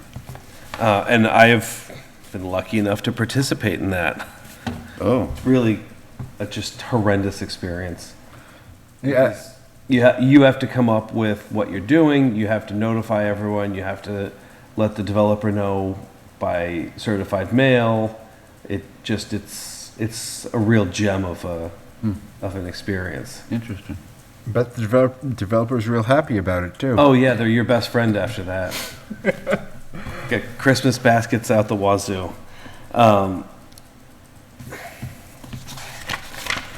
I think this is similar to 19. We're talking about within the comp permit area. You're not going to be rescinding, modifying, or amending the subdivision in that area because it's covered under the comp permit anyway. They've asked for so many waivers on the terms that again, I think it's a CYA, and it certainly is. I mean, I think I would include that in my question to Mr. Costa tomorrow, but I see this more as I want to make sure that we get this waiver on the books so that somebody doesn't do something within the comp permit that the planning board lights their hair on fire and comes running down saying, we're taking the rest of your subdivision away. Well, I mean, this, among others, among a good number of others, are very important to confirm that it only applies to the comp permit, not the other 7 or 6.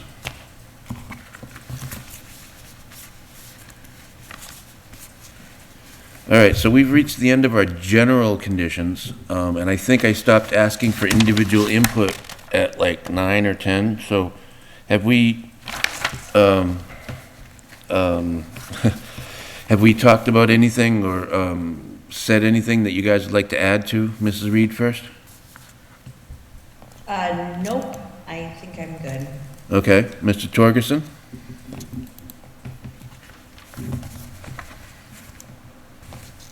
No, I'm good as well. Very good.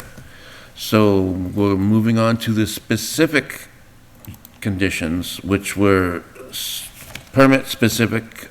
These, just to give you a little bit of back history, after about 10 years of litigation, we went to, what was it, reconciliation? Is that what it was, Adam?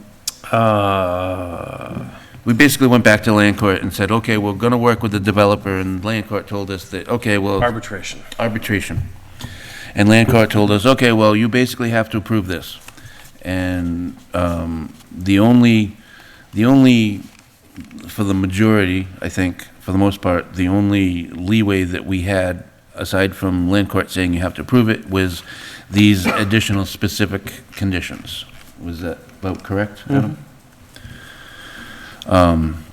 And might I add, they were very smug, when they came back.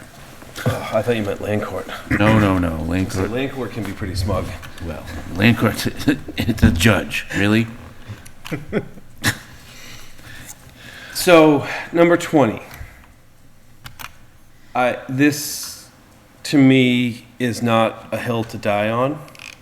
This memo from November 7th, I can actually share it for you because it's here. Don't end the meeting, Adam.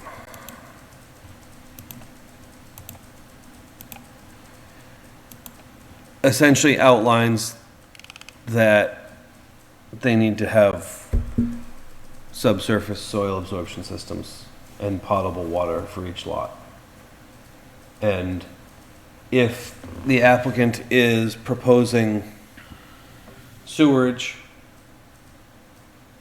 then, and even if they're not, if they're proposing a gang system, that it gets out of the Board of Health's bailiwick anyway. If you would like, I can send a copy of this memo as an attachment to the board's communication and say, here's the contents of said memo for the zoning board, so they have the information. Yeah, I'm sure that would be helpful. Well, again, it's more information that technically is not really applicable to the comp plan. Correct. It is a condition of ours. So I guess, again, to be repetitive, is my only concern with this condition is that if it does spread to the rest of the subdivisions, right? Yeah. Anything else?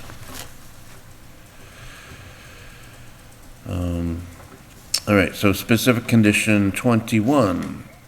So just so everybody. Just jump to 24 for the next waiver. So just so everybody knows, the general specific condition 20, so the conditions of the Board of Health's November correspondence and recommendation to the board are hereby incorporated by reference. That was the condition, and the condition referenced the correspondence which we just looked at.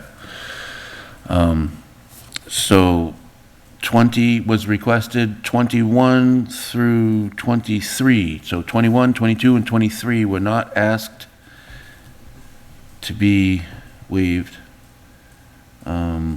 which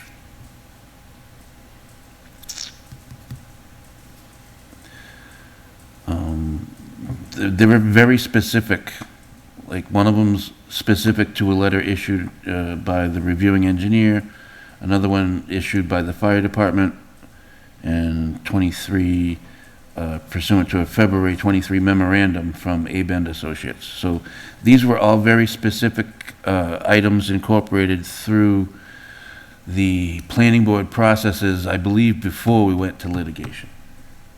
Yes. And so they're not asking for the waive. The one that I was surprised about was 23, I think. Right, so 23. So I'd like to read 23. So pursuant to a February 11, 2013 memorandum from Abend Associates, which I believe were their traffic engineers, Yes. the applicant shall complete the mitigation recommendations, i.e. general traffic safety improvements, referenced therein as originally contained in Abend Associates' January 25, 2008 memorandum. So they're not asking to waive this, and this, I believe, says that they are required to do improvements before or after. I don't think it says. It doesn't say, and it's minimal improvements. Oh, the memo specifically lists improvements? I believe it does. And they're useless? Which is why he's not asking for a waiver?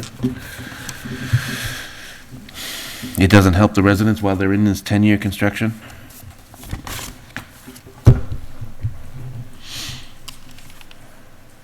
I would have to go back and really dig for it. I've looked at it, and it's a pretty sparse. Well, I memo. think it's moot since they're not even asking for a waiver from it, right? So, so obviously it didn't have much teeth. So, specific condition 24, 5, and 6, they're asking for a waiver from, as well as 28, so 27 they're not. So we'll read 24, special condition 24. Development of the subdivisions authorized hereunder shall, I think they're missing a B, shall be phased so as to extend residential growth over a reasonable period of time and avoid overburdening the town's public facilities and services all at once. The applicant has proposed, and the board hereby requires, as a condition of its approval, that no more than 25 building units, no more than 25 building permits in total shall issue for dwellings within the subdivisions, whether age restricted or not, within any 365-day period. Now, since there are 3 multifamily structures, does that kind of throw this sideways a Yep. little bit anyway? Absolutely. is there a way that we can recommend, I mean, because there was a reason, the applicant suggested it, so says this, and the board suggested that we make it a requirement, and here it is. Yep. And Well, I think the applicant suggested it because in building houses, he was construction industry sucked recognizing. right then. What's that? The construction industry sucked right then. Well, and I think he was also recognizing that building 25 houses in a calendar year is a lot of houses for one person, for one development. There's also an absorption issue for the market, and I think he recognized that absorbing 25 houses was potentially possible, and more than that might be problematic, and it was sort of an olive branch of, let me offer this to you. I think that condition is impossible if you're going to build apartment blocks, unless you're going to build 25 unit apartment blocks. And you need a lot of them to get to 200. So I think that's part of the desire to waive it. I think the reasons for waiving it are still valid, and I think that, putting 200 units online in the space of 24 months would be a real kick in the forehead. So ideally, there's 66, 67 units in each tower. Yeah. Ish. So even if we limited it, even if the ZBA wanted to limit it to one tower per year, which is probably about what he's looking at phasing anyway, Probably still twice what. twice what this is, yeah. More Well, than more than twice. twice, yeah. I mean, you could put one tower every 2 years.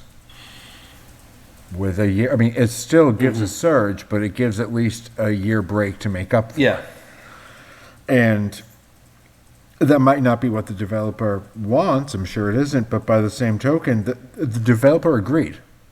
This is the 25 units a year was something the developer put forward. And we can postulate on why the developer might have done it as an olive branch or something. That's fine. The developer still did it. And said, you know what? I agree that you can absorb 25 units a year and not more. That's not what this says. Yeah. No, so everything up to the applicant has proposed was wordsmithed by us. Okay. And everything, it says, so this authorized herein shall be phased so as to extend residential growth over a reasonable period of time and avoid overburdening the town's public facilities and services all at once. That was all us. Well, the developer agreed to it, is my point. Well, I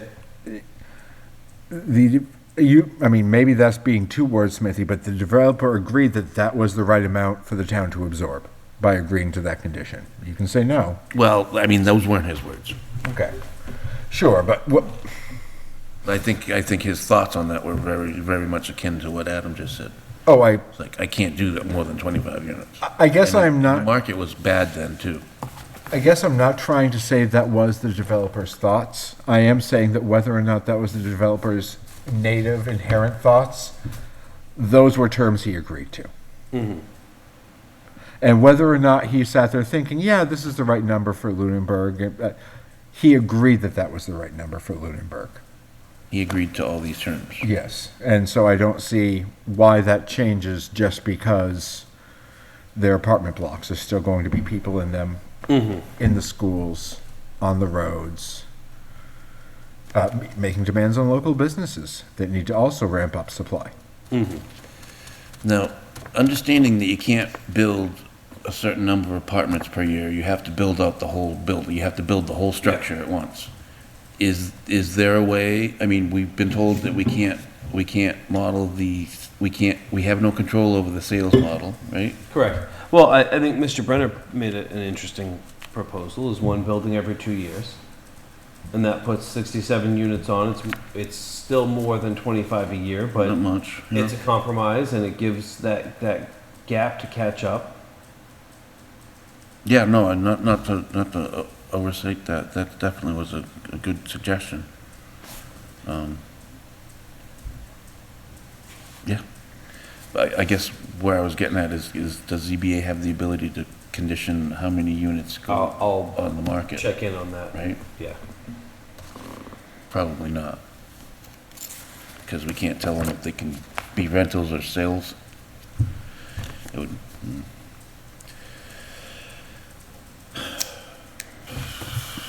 So 24, 5, and 6. How about you two? You have any comment? I'm gonna go individually on these because they're special conditions. No, nothing additional. Nothing additional. Okay, thank you both. Special condition 25. The land now comprising Aero Estates 9, formerly Aero Estates 10, and a portion of Aero Estates 8, i.e. the land that will no longer compromise subdivision lots, roadways, or other components of these subdivisions, shall be conveyed to the town or its designee in fee for nominal consideration for conservation purposes. Said conveyance shall be subject to the town meeting or Conservation Commission approval as determined by the town. Should the town be unable to obtain requisite approval for the acceptance of the land, the applicant shall permanently restrict the same in a manner and form deemed accessible to the town, e.g. a conservation restriction, so as to preclude any future development thereof and so as to facilitate public access thereto and use thereof. The aforesaid conveyance or restriction shall occur prior to the issuance of any building permit within any of the subdivisions unless otherwise agreed in writing by the applicant and the town.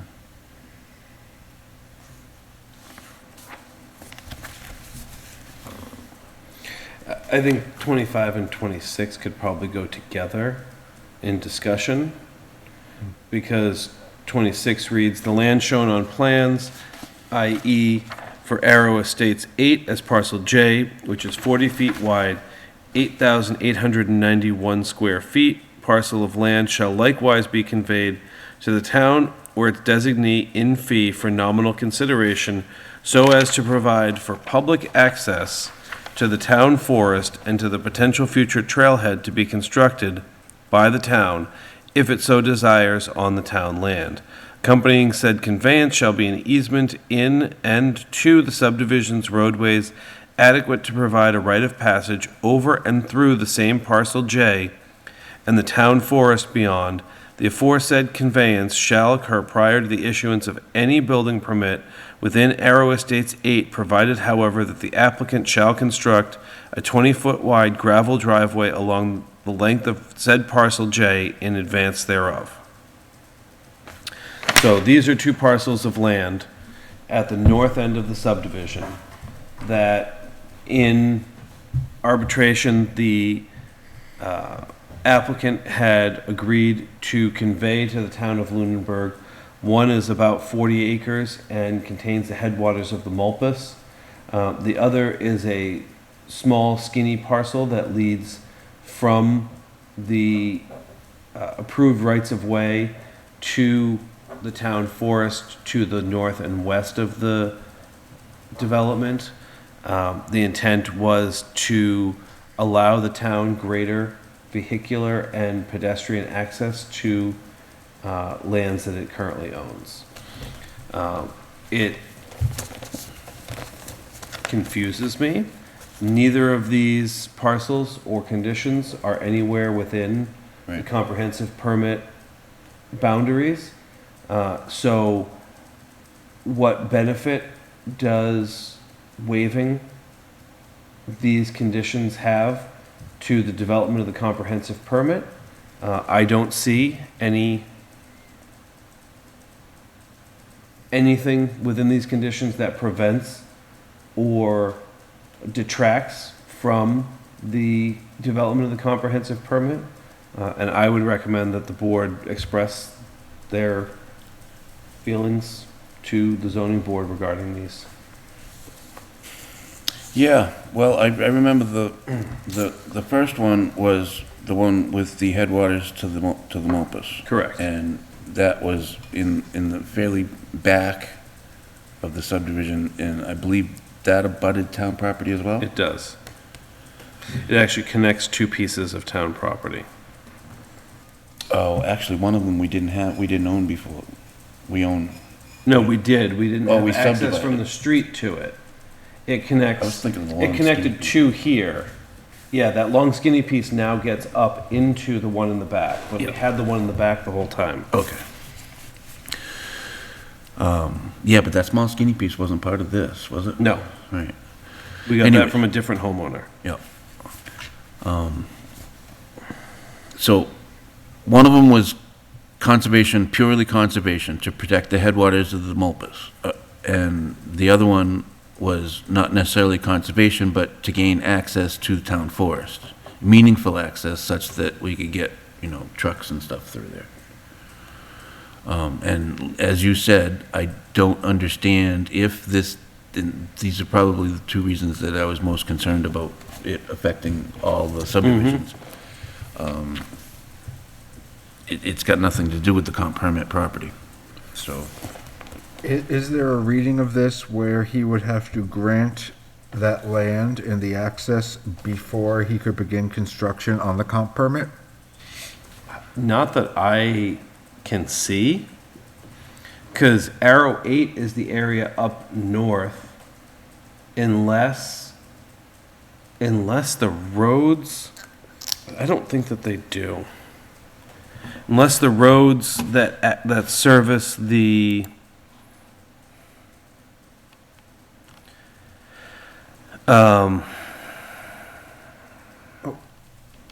unless the roads that service the comp permit are part of 8, but I don't think that they are. Well, I'm looking at the last line of 25. The last sentence, rather. The aforesaid conveyance or restriction shall occur prior to the issuance of any building permit within any of the subdivisions. You're right, I missed that line. Unless otherwise agreed in writing by the applicant in the town. So I mean, I think there's other, that could be an agreement in writing. These comp permit, rather than waiving the condition, these comp permit, the town could agree, if the comp permit's issued, that they would waive that condition for the permits, just for the comp permit. or he could grant the land to the town he said he was going to grant before Well, building. yes, there's That's- that too. I mean, I don't see why we couldn't hold him to the thing he has already agreed to. Mm-hmm. While this is different from the original plan, this is beginning construction on that same area, so I don't Correct. think it is at all unreasonable. Just say, we'd like you to follow through with what you had promised the town. Mm-hmm. Yeah, 8 is nowhere near.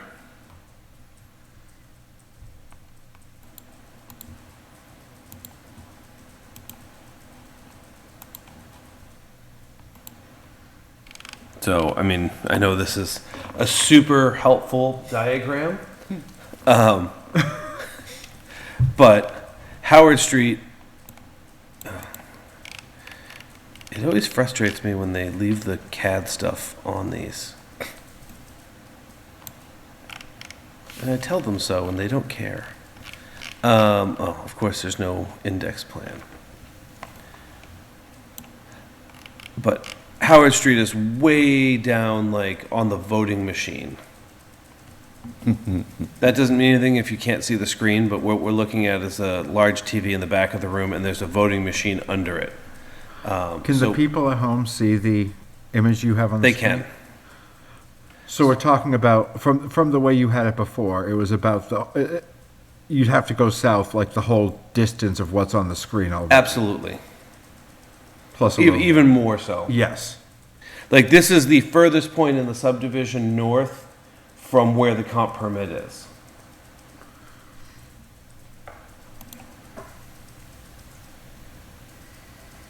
So let's see. And if you want to trespass, you can go walk that cleared road. Mr. Chair, my recommendation would be that, my thought is that we recommend to the zoning, to the ZBA that, You have a site walk?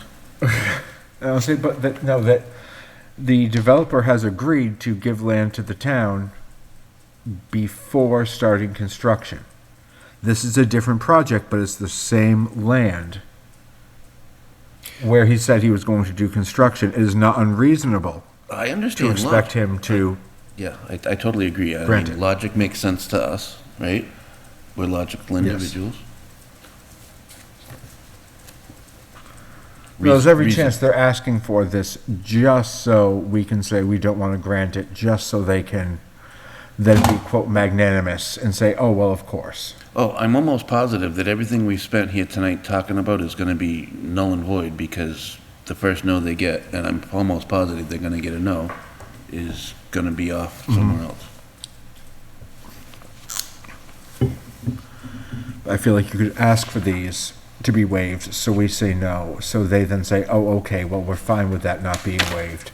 All as a long-term strategy to look, Magnanimous. yes, I still don't understand why 26 is included. Well, that has the same that has the same sentence at the end. Shall occur prior to the issuance of any building permit. Oh, within Arrow Estates 8. Yeah. Oh, That one's even more, that one's specific to 8. well, how close is 8 to this? That 8's the one that I just showed you. Oh, okay, okay. It's up in that Okay. north finger. So it's a couple subdivisions removed from this, Uh-huh. what, easterly? Northerly. Well, what we're looking at right now, easterly. Nope, that doesn't help. since it, if town council, again, this is one of those that I always worry that we're agreeing to something we don't know we're agreeing to. Uh-huh. But if that's a throwaway and town council agrees, I'm fine giving it, because, great, it doesn't apply here, you're right.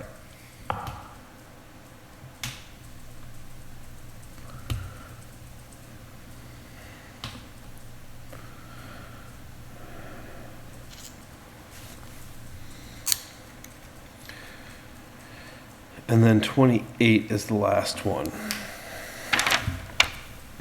So 27, he's not asking for it, and it's, this is the one that I was primarily concerned about with the residents. This provides a 10-foot wide vegetated buffer around the two homes on that side of of Holman, Howard Street, that the subdivision, this just envelops. Yeah, and that gentleman was actually at the, you were at the hearing, so you saw him. I didn't go, I watched it. Oh, but he was there and he, voiced his concerns. I figured if I went, I'd want to speak at the mic, and I avoided that. It was a good suggestion, because I would have said something about planning board, and now I can. You wait. All right, so 28 is the very last special condition, and he is asking for, the applicant is asking for a waiver from this. So a minimum of 20% of the market rate homes lots within the subdivisions shall be restricted to occupancy by a person age 55 and older, and shall further restrict anyone under 19 years of age from being a permanent resident thereof, in a manner consistent with the Housing for Older Persons Act, HOPA, and any other applicable requirements of HUD and FHA, HUD and FHA, their Massachusetts equivalents. The permanent residency restriction on individuals under 19 years of age above shall not prohibit visitors for up to 12 weeks per year in an age-restricted unit, e.g. grandchildren visiting over the holidays, school vacations, etc. Construction of the age-restricted homes lots shall be commenced within the first 50% of all the homes or lots to be constructed within the subdivisions, with the construction of all age-restricted homes lots completed within the first 75% of all homes to be constructed within the subdivisions. The restricted homes shall be located and designated by the applicant in a manner that is in compliance with the HOPA and any other applicable requirements of HUD or FHA and their Massachusetts equivalents, which may include clustering all or substantially all of the age-restricted homes in one or more of the subdivisions. So this was the real chink to us avoid overcrowding, rapid overcrowding of the schools, and it also got us, well, I think the 20% market rate was, our bylaw says 35%, didn't it? And didn't that get shut down? It's, Or did we change it since? I think it's 10% up to 34 units. From 9 to 34, excuse me. And it's 15% over 34 units. Okay, so this is an addition, this is 5% greater than that. So that's good. So, anyways. But this isn't affordable, this is age restricted. Can you have age restriction in an affordable, in a 40B? I don't think the whole thing can be age restricted. I don't know about some age restriction. Again, that's something I can check on. Okay, because, I mean, And I understand that within the boundaries of the comp permit, I would not want to see it be something that extended back into the remaining subdivision. You wouldn't want to see what? The removal of the age restriction. Oh, no. I think within the comp permit, that's fine. Well, I mean, if this goes through, then we're in safe harbor for a decade or more. Or decades, potentially, but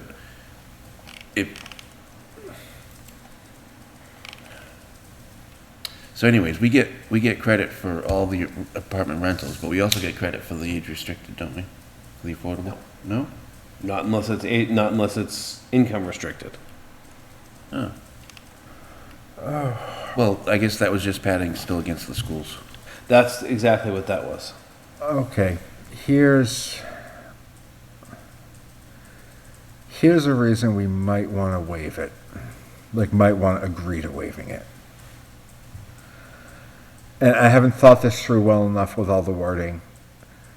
But could they, I'm thinking grand scheme.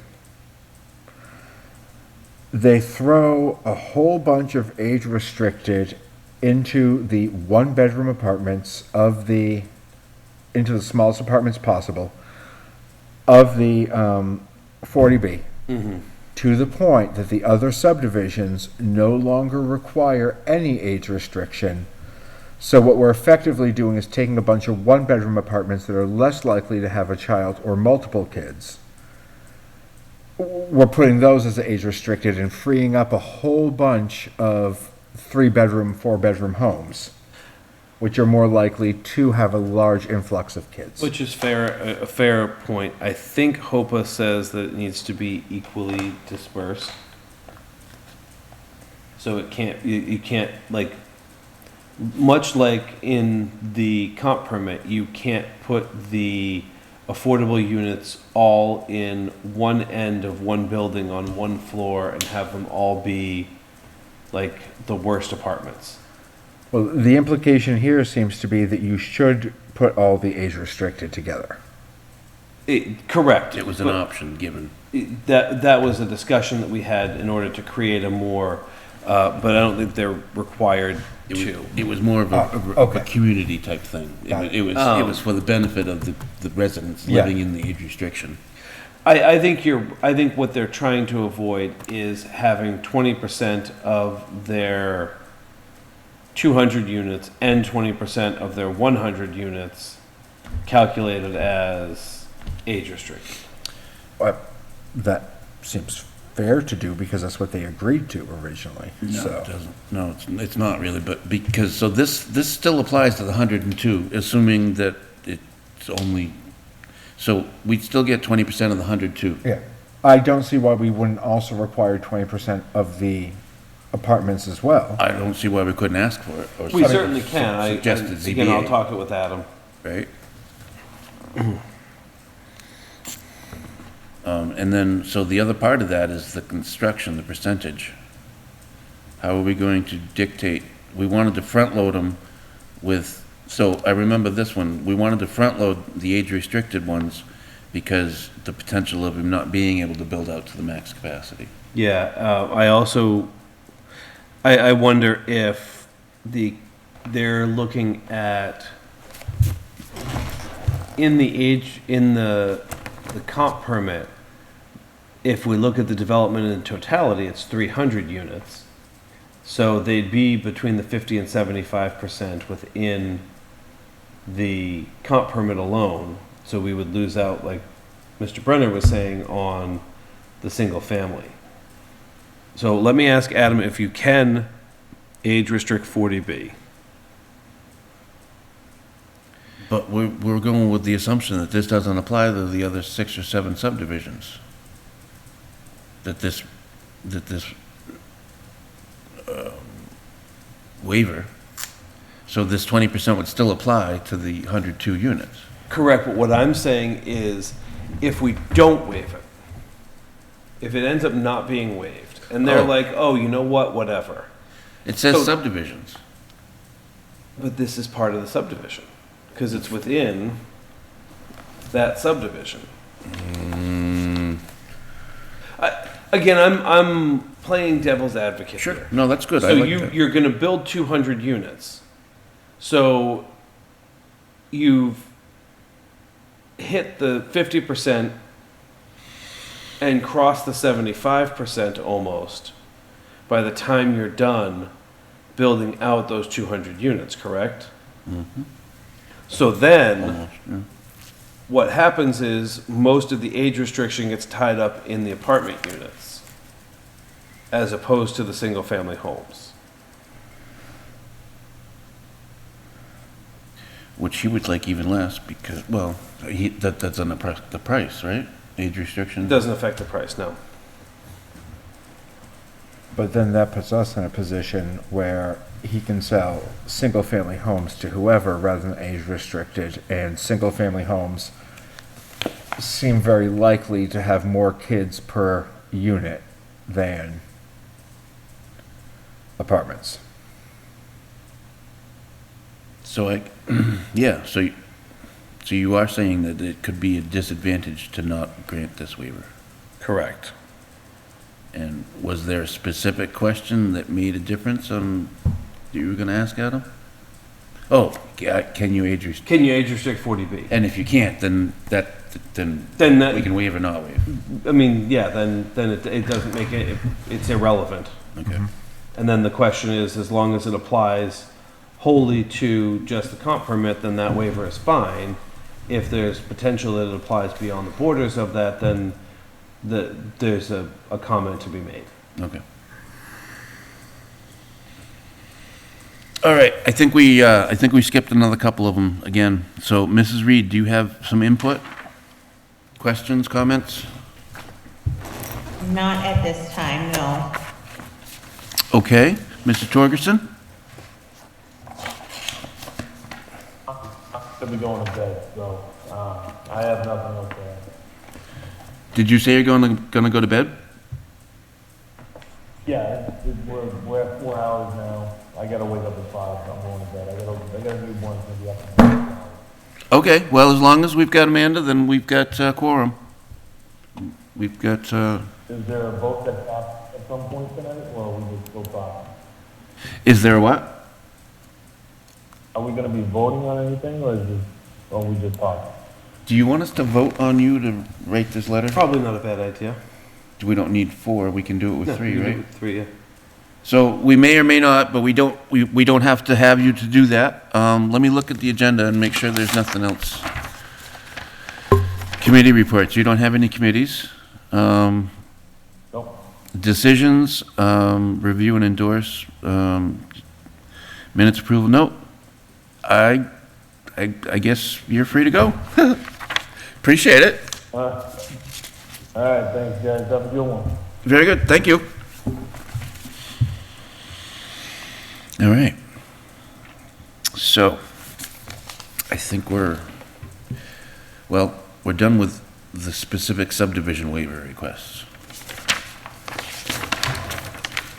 Which was all, everything we just discussed was the 12th waiver request being requested in the ZBA.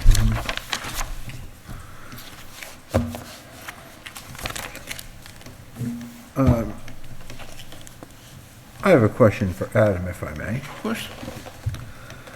Adam, I'm curious, it seems like we're kind of winding down in this discussion.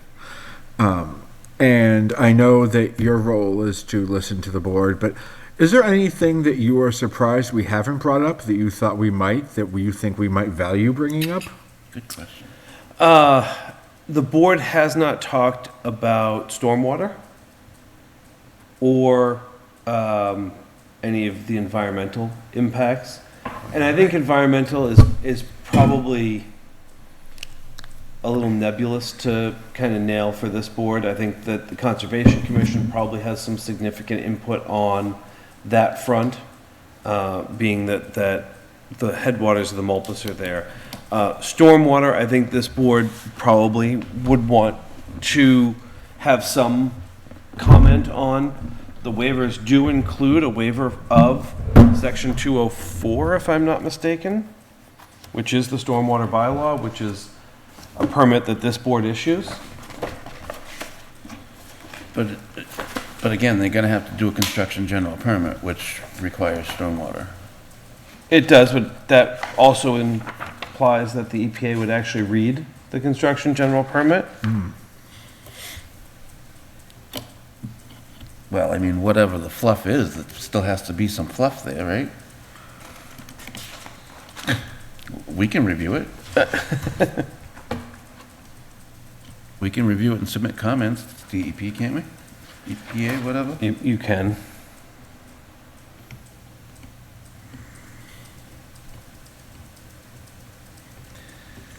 I mean, given that this does only affect the 3 lots that the 40B's on, we've still got that, snowflake ability to just go ahead and revise stuff, don't we? Isn't that what you said? You do. Subdivisions Yep. specifically? So when we look at it and we say, oh, well, there's a missing basin and you can't connect this to that and something else, then we're gonna request that you revise your stormwater. That's the answer to that, isn't it?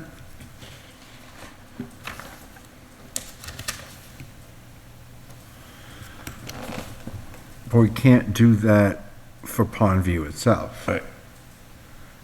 Is there any input we want to have or give or guidance we wish to give about stormwater To ZB, to ZB, because that isn't their area of expertise.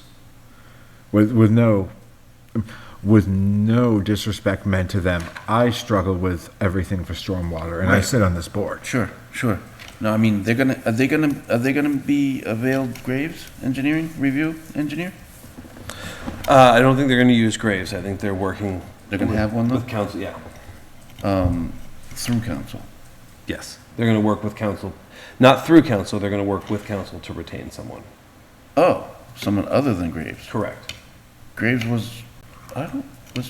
no, this was David Ross. I mean, the Yes. subdivision was David Ross. Okay, so then I guess there is no familiarity because David Ross is retired. They are still in business, but a whole different crew.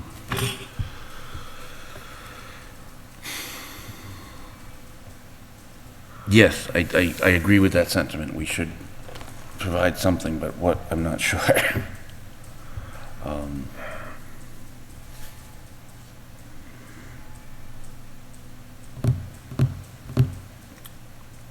This room needs a coffee maker.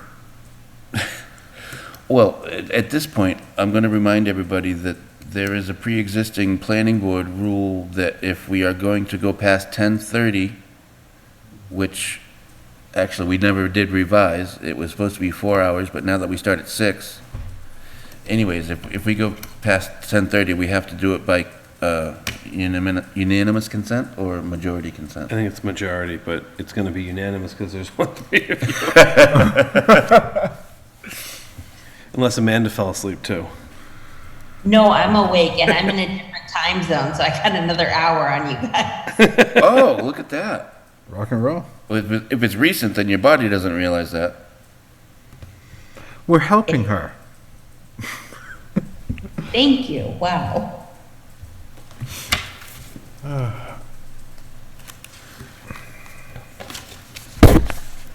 So here's my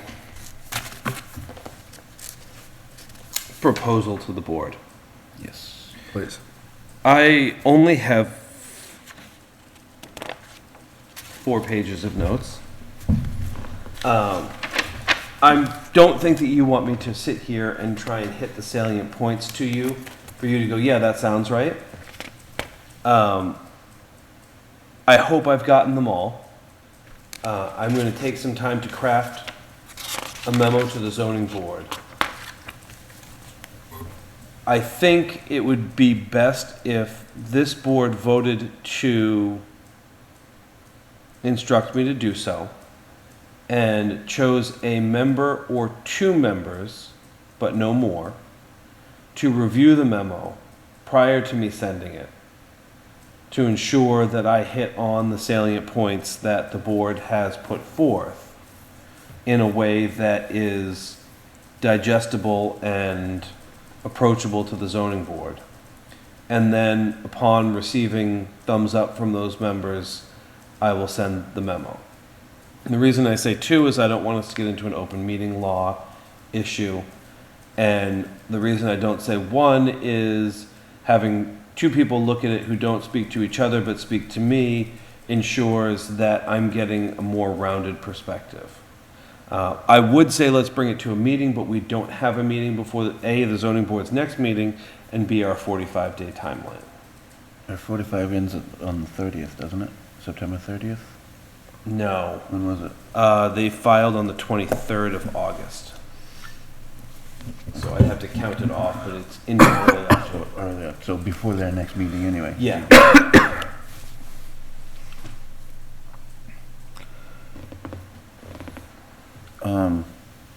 Okay, that sounds good to me.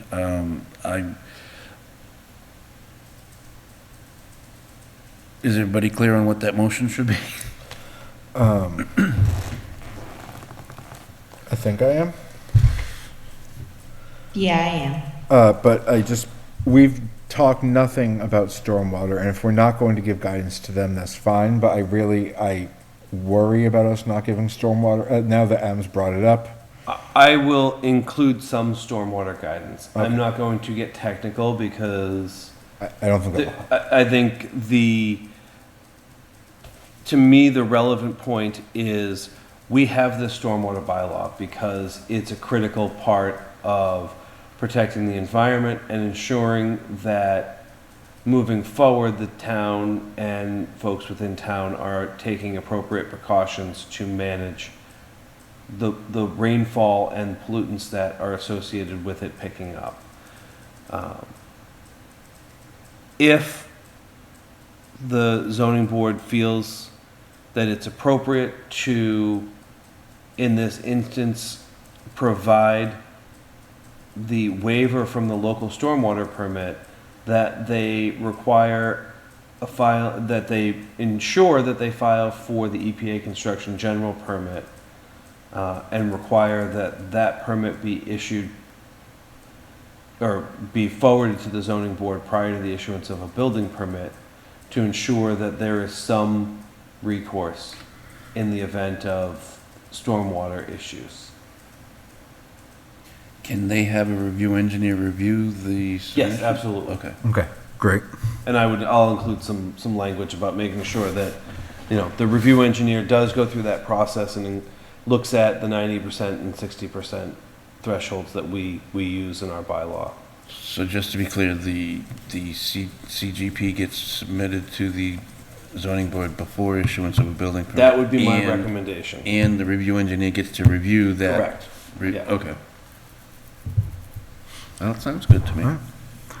Then, I would move that we authorize Adam to write a letter to the ZBA, summarizing all our points as we have discussed tonight to the best of his ability, as well, but before sending it to him, providing it to two of us for review and approval. Does that work? It does. Do you guys want to decide who is going to take on that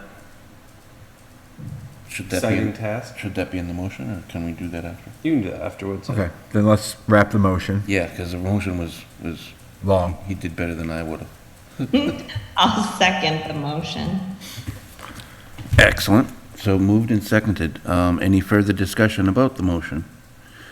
Hearing none, all in favor, by roll call, Mrs. Reed, Aye. Mr. Brenner, Aye. and I for myself. Super, you are appointed the letter writer. Hooray. Mrs. Reed, are you going to be out of town much longer? No, I head back tomorrow. Okay. Would you have interest in being one of these reviewers? Yeah, I'm fine with that. Okay. Mr. Brenner, would you have interest in being one of these reviewers? I have interest in being one of the reviewers, but not at the cost of Mr. Allison being one of the reviewers, who I think has a more comprehensive understanding Well, of everything than I do. But I appreciate that. I very much do. The reason I asked the order I did, I wanted to make sure that she had interest, and if she did, I want to involve both of you in this process. I, myself, have bent Adam's ear off for a few hours in the last couple of weeks. Emails, meetings, and discussions. I feel that you are more than aware of my feelings and positions and input. And I don't think that much, if anything, has come up tonight that we really didn't touch upon, at least briefly. Yeah, and I actually really appreciate the way that you went about that, Mr. Allison. I think also, from my perspective, having the two folks who have had comments and participated in the discussion, who have both vocally said, I don't know if I know enough about this, review the letter, is good for me. very good. Because I can hand it to him, and be like, yeah, because he's got all the background.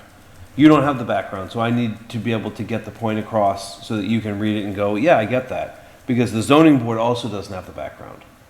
Bangarang. Cool with it. All right. So are you guys both accepting of the reviewing position? Yes. Yes. Excellent. Do we want to touch upon the other 11 waivers requested of the zoning board?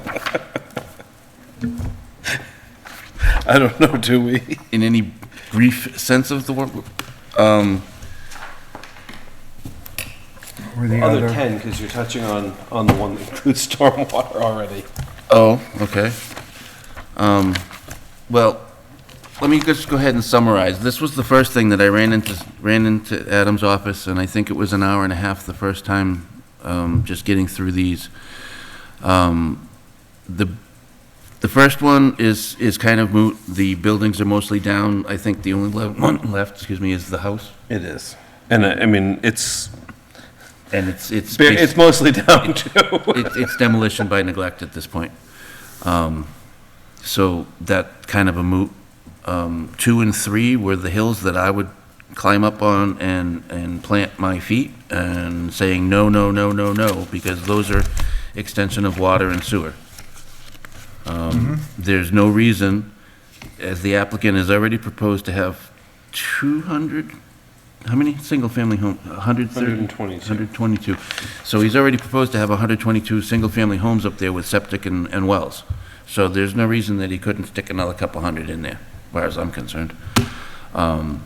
So I would certainly say no to the second and third waiver. In discussion with Adam, we've already got multiple family units in Whalum Luxury on Whalum Road. So it's a precedent has already been set there. Oh, no, that was so number four was, well, I think precedent, no, number four I It's the wouldn't height. want either. So, he's proposing 3 buildings at 4 stories, and there's no reason that he couldn't go 6 buildings at 2 stories. And you did touch on that in your discussion. Maybe not offering an alternative solution, but expressing concerns about height and impact on shadow and privacy amongst Yep. adjoining residents. I suppose I should be more clear than when I was somewhat mockingly addressing the idea of we are providing green space at 2 acres. That was meant to, maybe indirectly, but clearly convey the notion of the amount of green space they're purporting to provide is so minuscule compared to the number of people that I do not see why.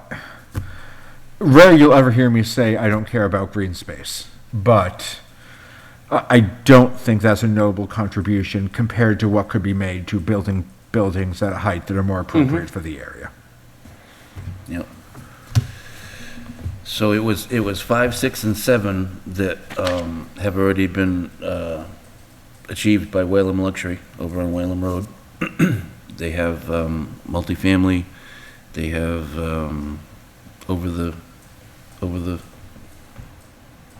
they're over the 38 feet, or no? They're 3 stories, if I'm not mistaken. It's a different environment, though.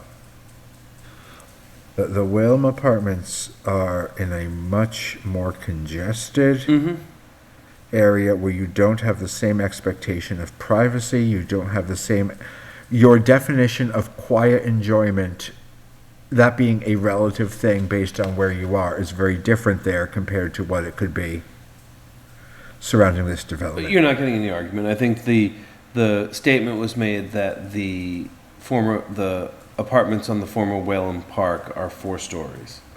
And again, I think that goes to your point, Mr. Brenner, different part of town, and what they replaced was no less massive in height or potentially impactful on the surrounding areas as a 4-story block apartment would be. Where a chicken farm is slightly different than a 65-foot apartment block. Good thought and good wording. Thank you, Adam. Yep. So the other thing that was the same is they've got 3 buildings on one lot, right? So the more than one dwelling on a lot is already been set there too. Yeah, I think there's 5 and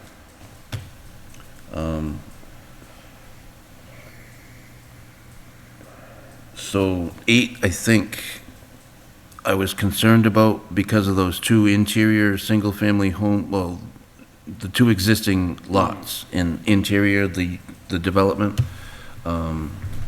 He didn't ask for a waiver from that, so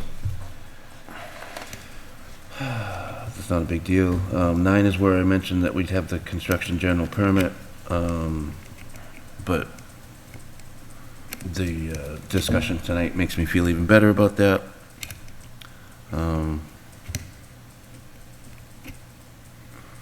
10. I think I got so frustrated I stopped there. What is the nature of would impose a completion date, and they want, why would we, I'm fine with the dime store version, but why would we be imposing no, so what it's a specific section of the performance standards 660.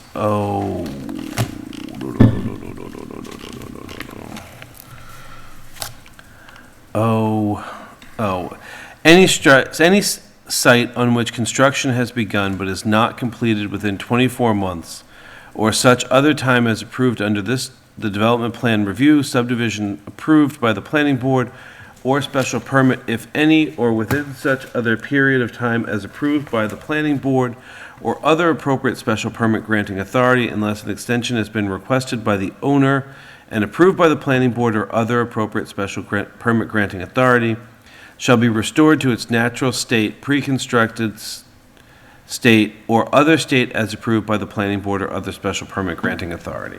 So I think the concern is that if it takes him 30 months to build this, that at 24 months and 1 day, you need to make this whole thing look like it looked before you started construction. Like a vacant, barren thing, piece of land. I think it's, again, a CYA. We found this thing that seems to constitute this. We don't want someone to try and play games with us. Let's ask for a waiver. And it, quite frankly, it's encompassed under the fencing, screening, and landscaping portion of our performance standards. So, I mean, this is a deep dive into Okay. the zoning bylaws.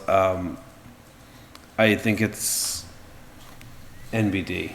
Yeah. Thank you for the education. All right. Anything else? 11 deals with them not having to pay fees, and I don't see why a for-profit, maybe there's more subtlety here, but I don't think we'll get even close to 11 before they say, yeah, we're done. 11 is more about individual permitting processes. So they don't want to pay the fees for those individual permitting processes, nor do they want to do them. So 204 is stormwater. 230 doesn't exist. 239 is wetlands protection. But 325.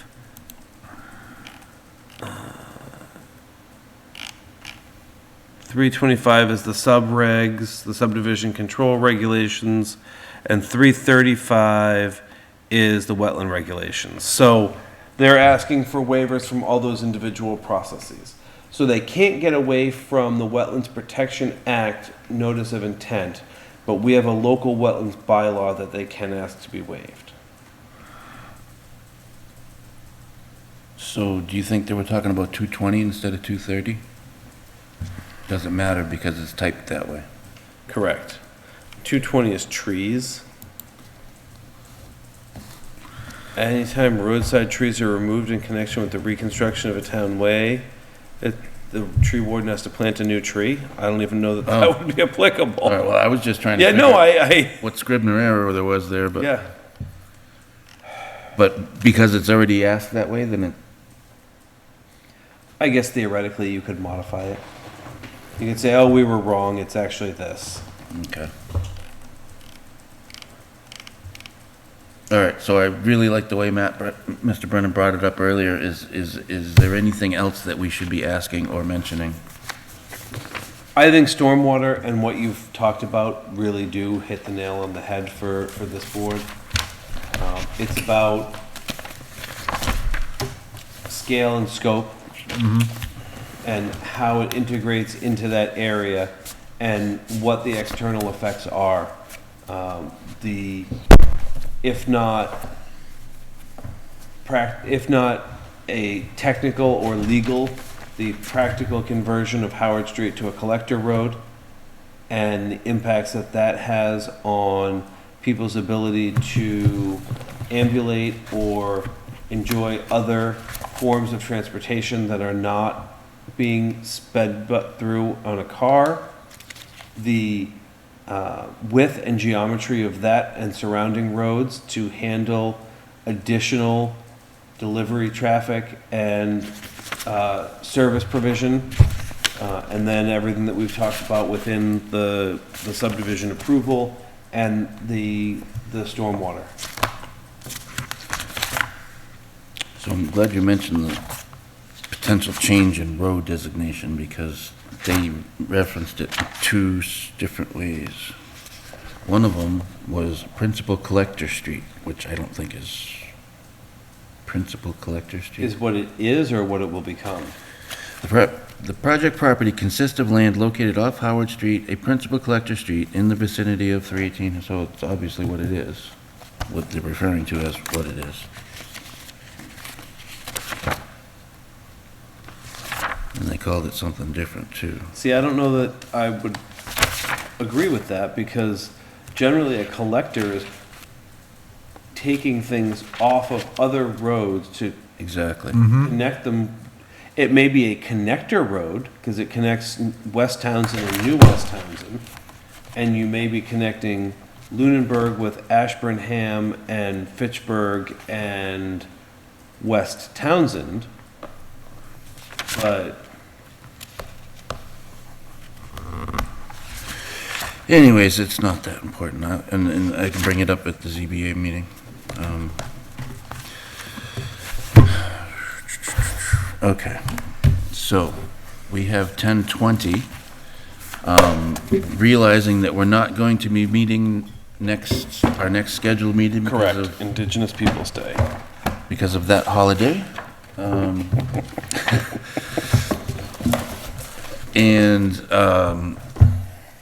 then we have 2 meetings between now and town meeting.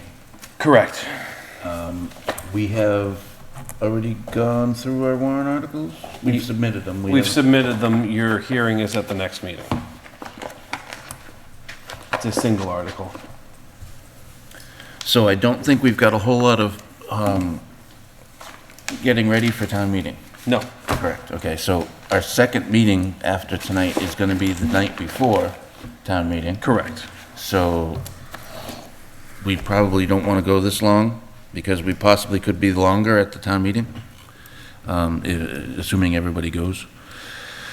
So I guess I mentioned all that to say we can skip over the rest of our meeting and pick it up at our next meeting, which is in a month, assuming that you're okay with that. Do you have any administrivia that needs to be don't. taken care of? No, I don't. Does anybody feel one way or another? I am fine with that. I don't have anything I have to bring up that's time sensitive. Okay. I agree. Okay. Very good. So then, just to recap, we have no meeting on our next scheduled meeting, so we'll be meeting here again in 4 weeks. October 24th, we'll have the warrant article hearing.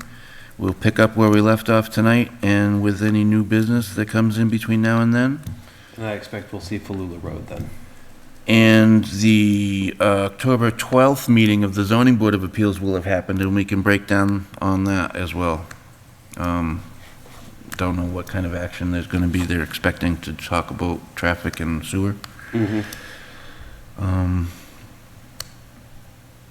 I think that's it. Is there anything else that's important? Nope, you guys have to sign some stuff before you go. Okay. Very good. Well, Mr. Brenner and I have to sign some stuff, but we need I would be willing to accept a motion to adjourn unless there's anything. Board comment. Any board comment? None for me. All right. Sir. There's nobody on the screen. There's nobody in the room besides us at the table. So now I would entertain a motion to adjourn. So moved. Seconded. Excellent. Any further discussion on adjourning? Seeing none. All in favor, roll call vote. Mrs. Reed? Aye. Mr. Brenner? Aye. And an aye for myself. Thank you both very much for enduring this part of, And after you're back in town and have recovered, please swing by the office to sign stuff when you have a chance, Amanda. Okay, no problem. Thank you. very good. Good night. Thank you. Good night. All right. Got some decisions. Zoom's done, right? Yeah. Fucking shoot.